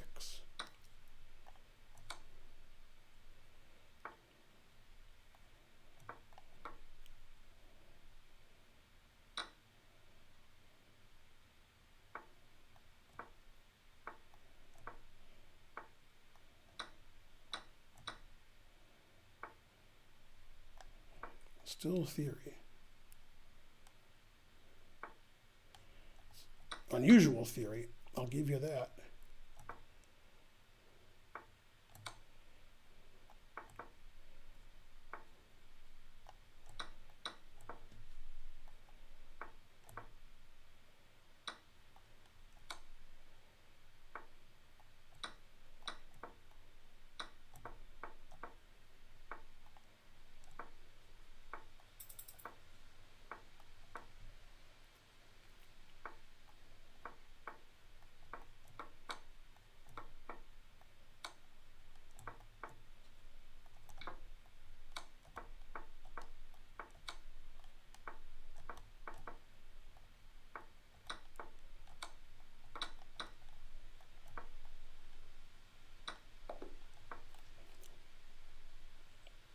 I lost a point by drawing. I'm higher rated than him? Huh.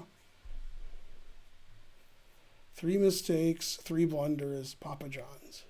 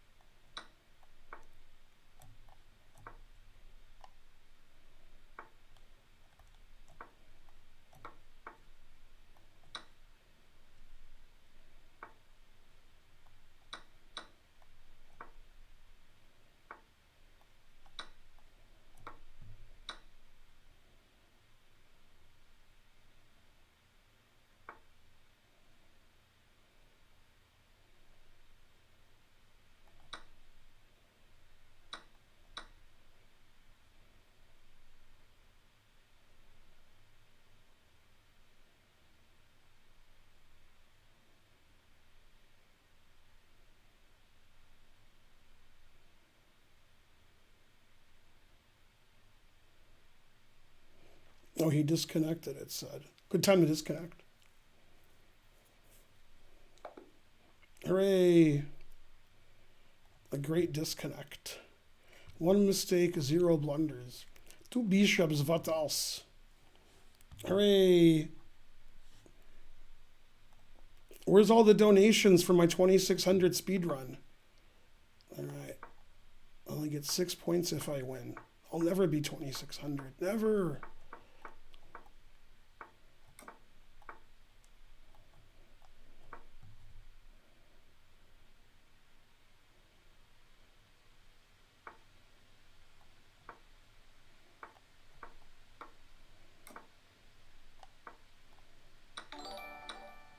Yay, some noise that I like. Thanks, Popezilla. You're the best.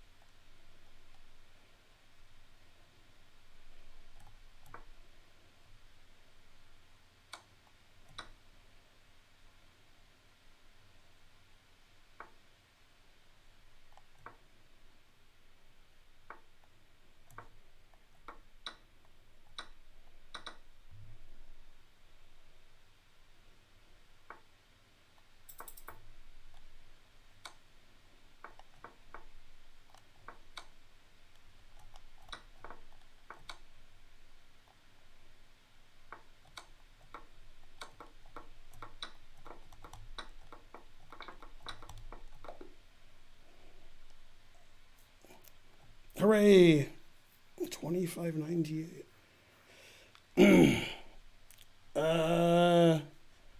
What movie? Come on, I need 10 million centidues to win. All right, if I win this game, then something. 2600.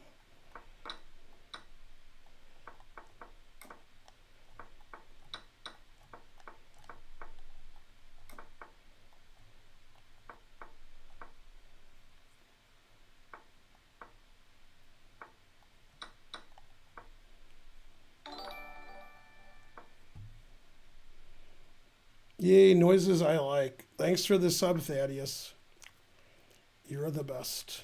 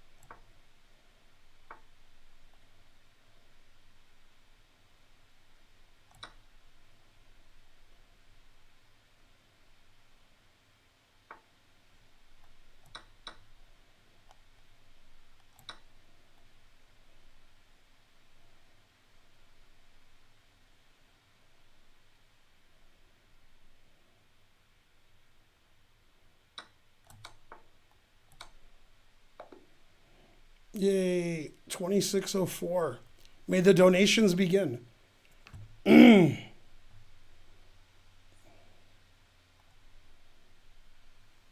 right, I made it to 2600.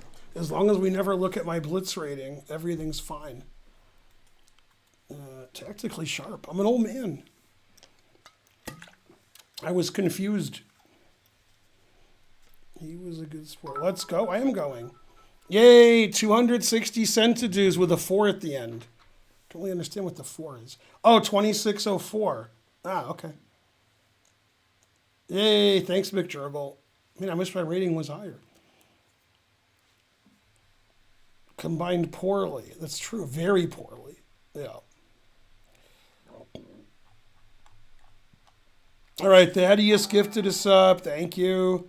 Mr. Popezilla gifted a sub. The Wooden Fox subscribed, etc.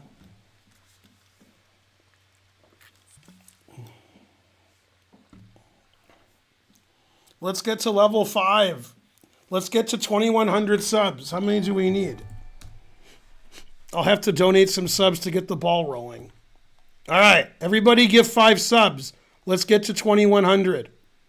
I'll start. We'll need like 10 of you to agree. Bye-bye, money. All right, 5 more subs. I gave 5 subs. Voff, subscribe. Or gifted a sub, whichever's funnier. Subscribe with Prime. That's the cheapest way to do it. Bishop Takes gifted a sub. Hooray. Go, everybody. Everybody gets a sub. You get a sub. You get a sub. You get a sub. Everybody gets a sub but Oprah. Jay Copper. Go, Ben. Salic01 gifted 5 subs. Hooray. We can get to 2,100 subs if we try hard. Trying is the first step to failure. We have 2,042. Sir Bruce gifted a sub. There's 1,800 of you. All you have to do is give a 1/5 of a sub.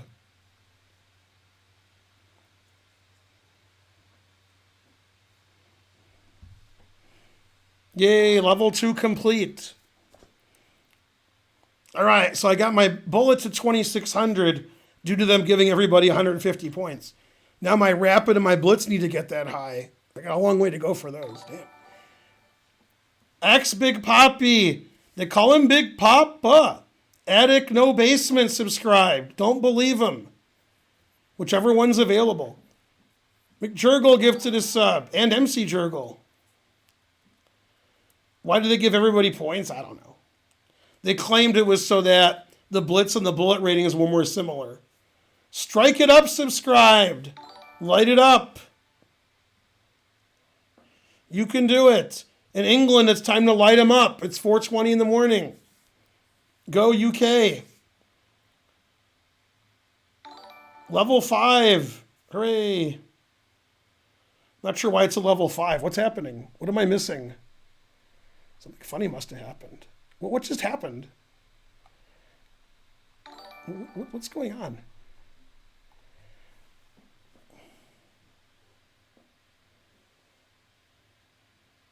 Go Hype Train.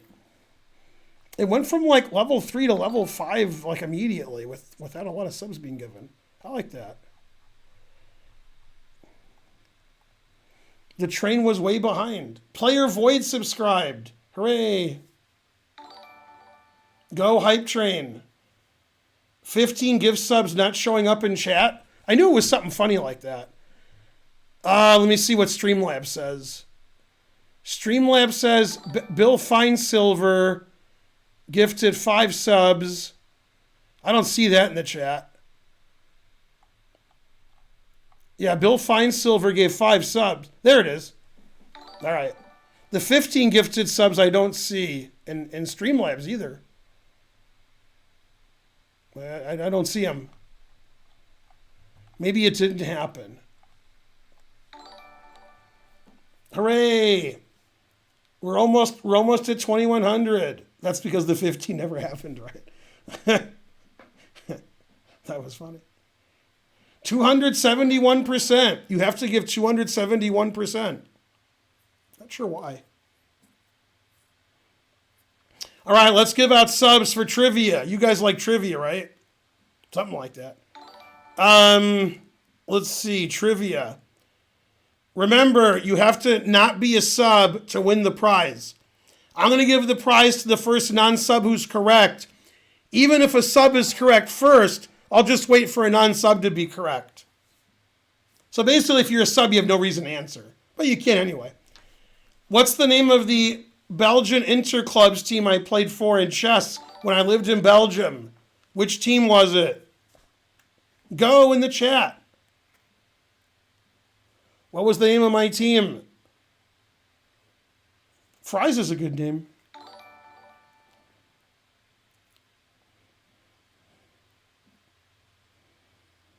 A famous soccer team also.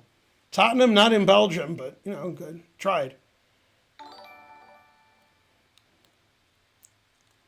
Your mother's the closest so far.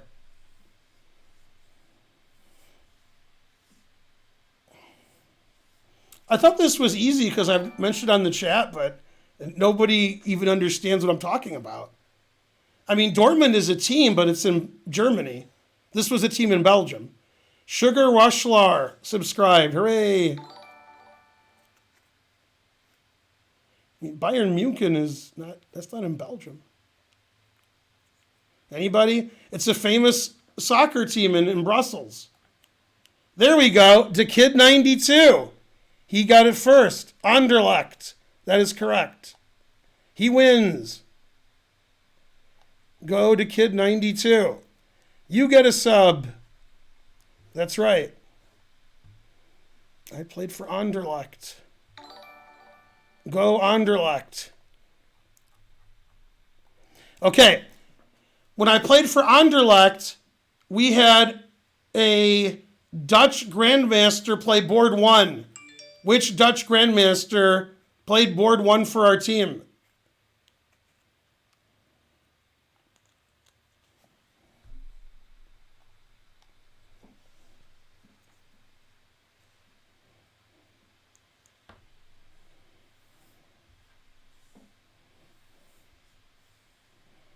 Alberico Kelly de Galloway. Good answer. All right, the first non-sub to get it correct was it's Dale Vakidov. Yay. We had a sub get it right also, but he spelled Timon wrong, but still something. Go Jan Timon. Go something. Okay, this one's sort of tougher. Which gentleman with big pockets, deep pockets, was the main sponsor of a lot of very strong chess tournaments in Europe, mainly in Belgium? He lived in Belgium. He had deep pockets, and he would sponsor Super Grandmaster tournaments. A very well-known chess person in the 80s and 90s. Still well-known, just not as well-known. In the 80s and 90s, if you lived in Western Europe, you knew who the sponsor was. Big sponsor. Huge sponsor. Let's see if you guys know who he is. Let's see. Nobody got it right yet. Yeah.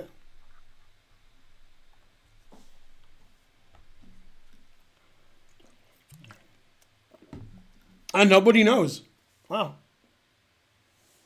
In the 80s and 90s, he sponsored all the Super GM tournaments. Let's see. No, nobody knows. Willie Aklicki is the closest right answer. It's not the right answer, but... Okay, I'll give you a hint. It's not going to help you. He was the CEO or the founder or something of SWIFT. SWIFT.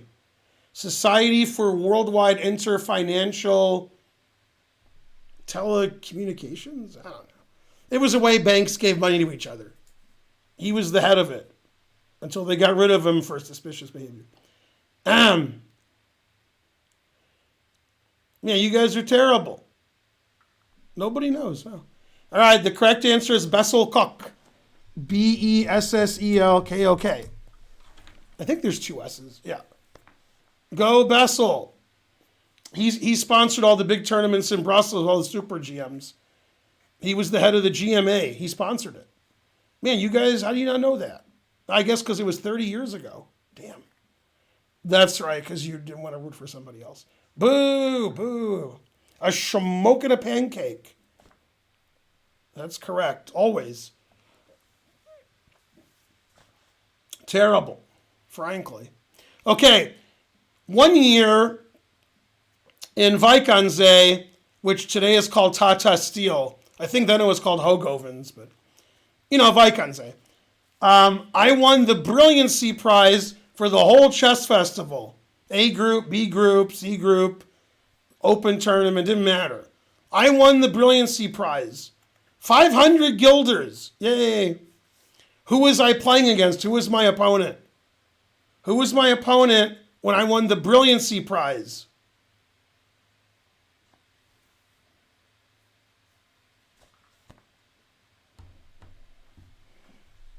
It was sometime between 88 and 92. Well, 89 and 92.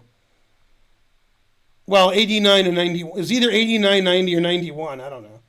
It was one of them. All right, I see a right answer. I'm trying to see if there's a right answer before it, and there's not. So the winner is Ikigai 137, Geert Jan de Boer. That is correct. My game with Geert Jan de Boer, the farmer. Hooray for Ben.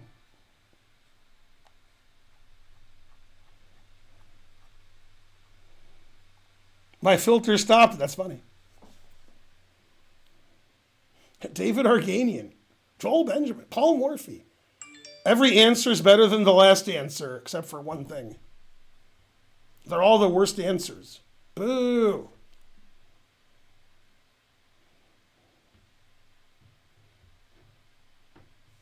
Let's go. We need more subs. Somebody has to donate subs. It can't just be me. I have to make money this stream. I can't donate 50 subs and lose money. Boo, boo. We need other people. All right, more trivia. Go somebody. Go Ben. That's right. Let's see.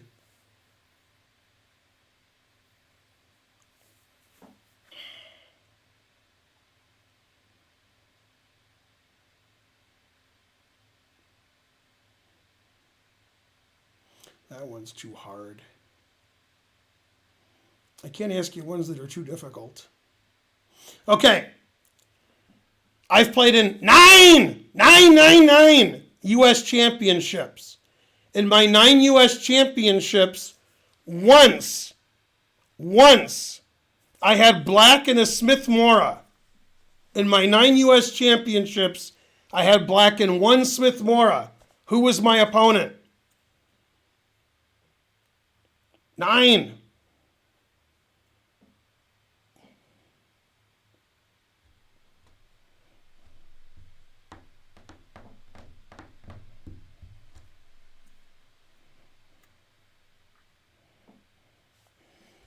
Dr. Dingo is correct. Alex Lenderman is correct. Go, Dr. Dingo. There was a guy who guessed a GM, and Dingo was his... I can't even find him anymore to give him his prize. Let's see. Gotakomsky. Yes, sir. There it is. Dr. Dingo. And Dr. Dingo was his name. Oh, that is correct. It was in 2005-ish. Around 2005. I declined the gambit with D3, and I won easily. In 30 moves. That was worse most of the game. Thaddeus 1973 subscribed to Tier 3. Hooray, that's the best way to subscribe. Put it in H. That is correct. Yeah, if you see the game Lenderman Feingold, I sacked all my pieces and mated him. It says your account is banned because you're giving too many subs away. No. Terrible. No, Dr. Dingo ate my baby. No. I had a couple good performances. One was in La Jolla, and one was in St. Louis. I don't know. I never won, so if you don't win, then you come in last or something, according to Nakamura, I think. So I never won, so they were all bad.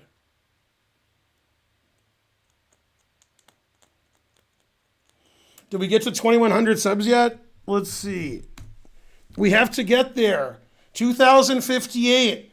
Who's going to donate 42 subs? Have I ever lost to a woman in a slow-rated game? I've lost dozens of games to women in slow-rated games. Dozen. This ain't no Netflix, movie of the week. This is real life.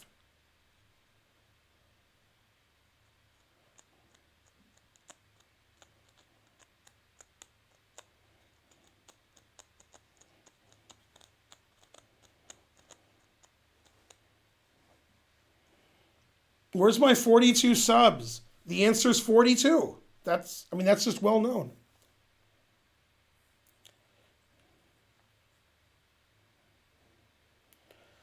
Chirping you for playing so bad, even though you had winning positions and blundered. That sounds like Alyssa Melakina.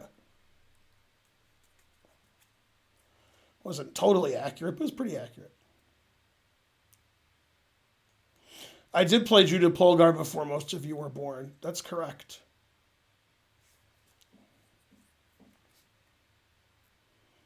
The answer is fries. All right, nobody's interested in donating 42 subs. Boo, boo. Man, I donated so many subs this stream and the last stream, and they're children's children. All right, as long as everybody's a sub, nobody has to watch commercials.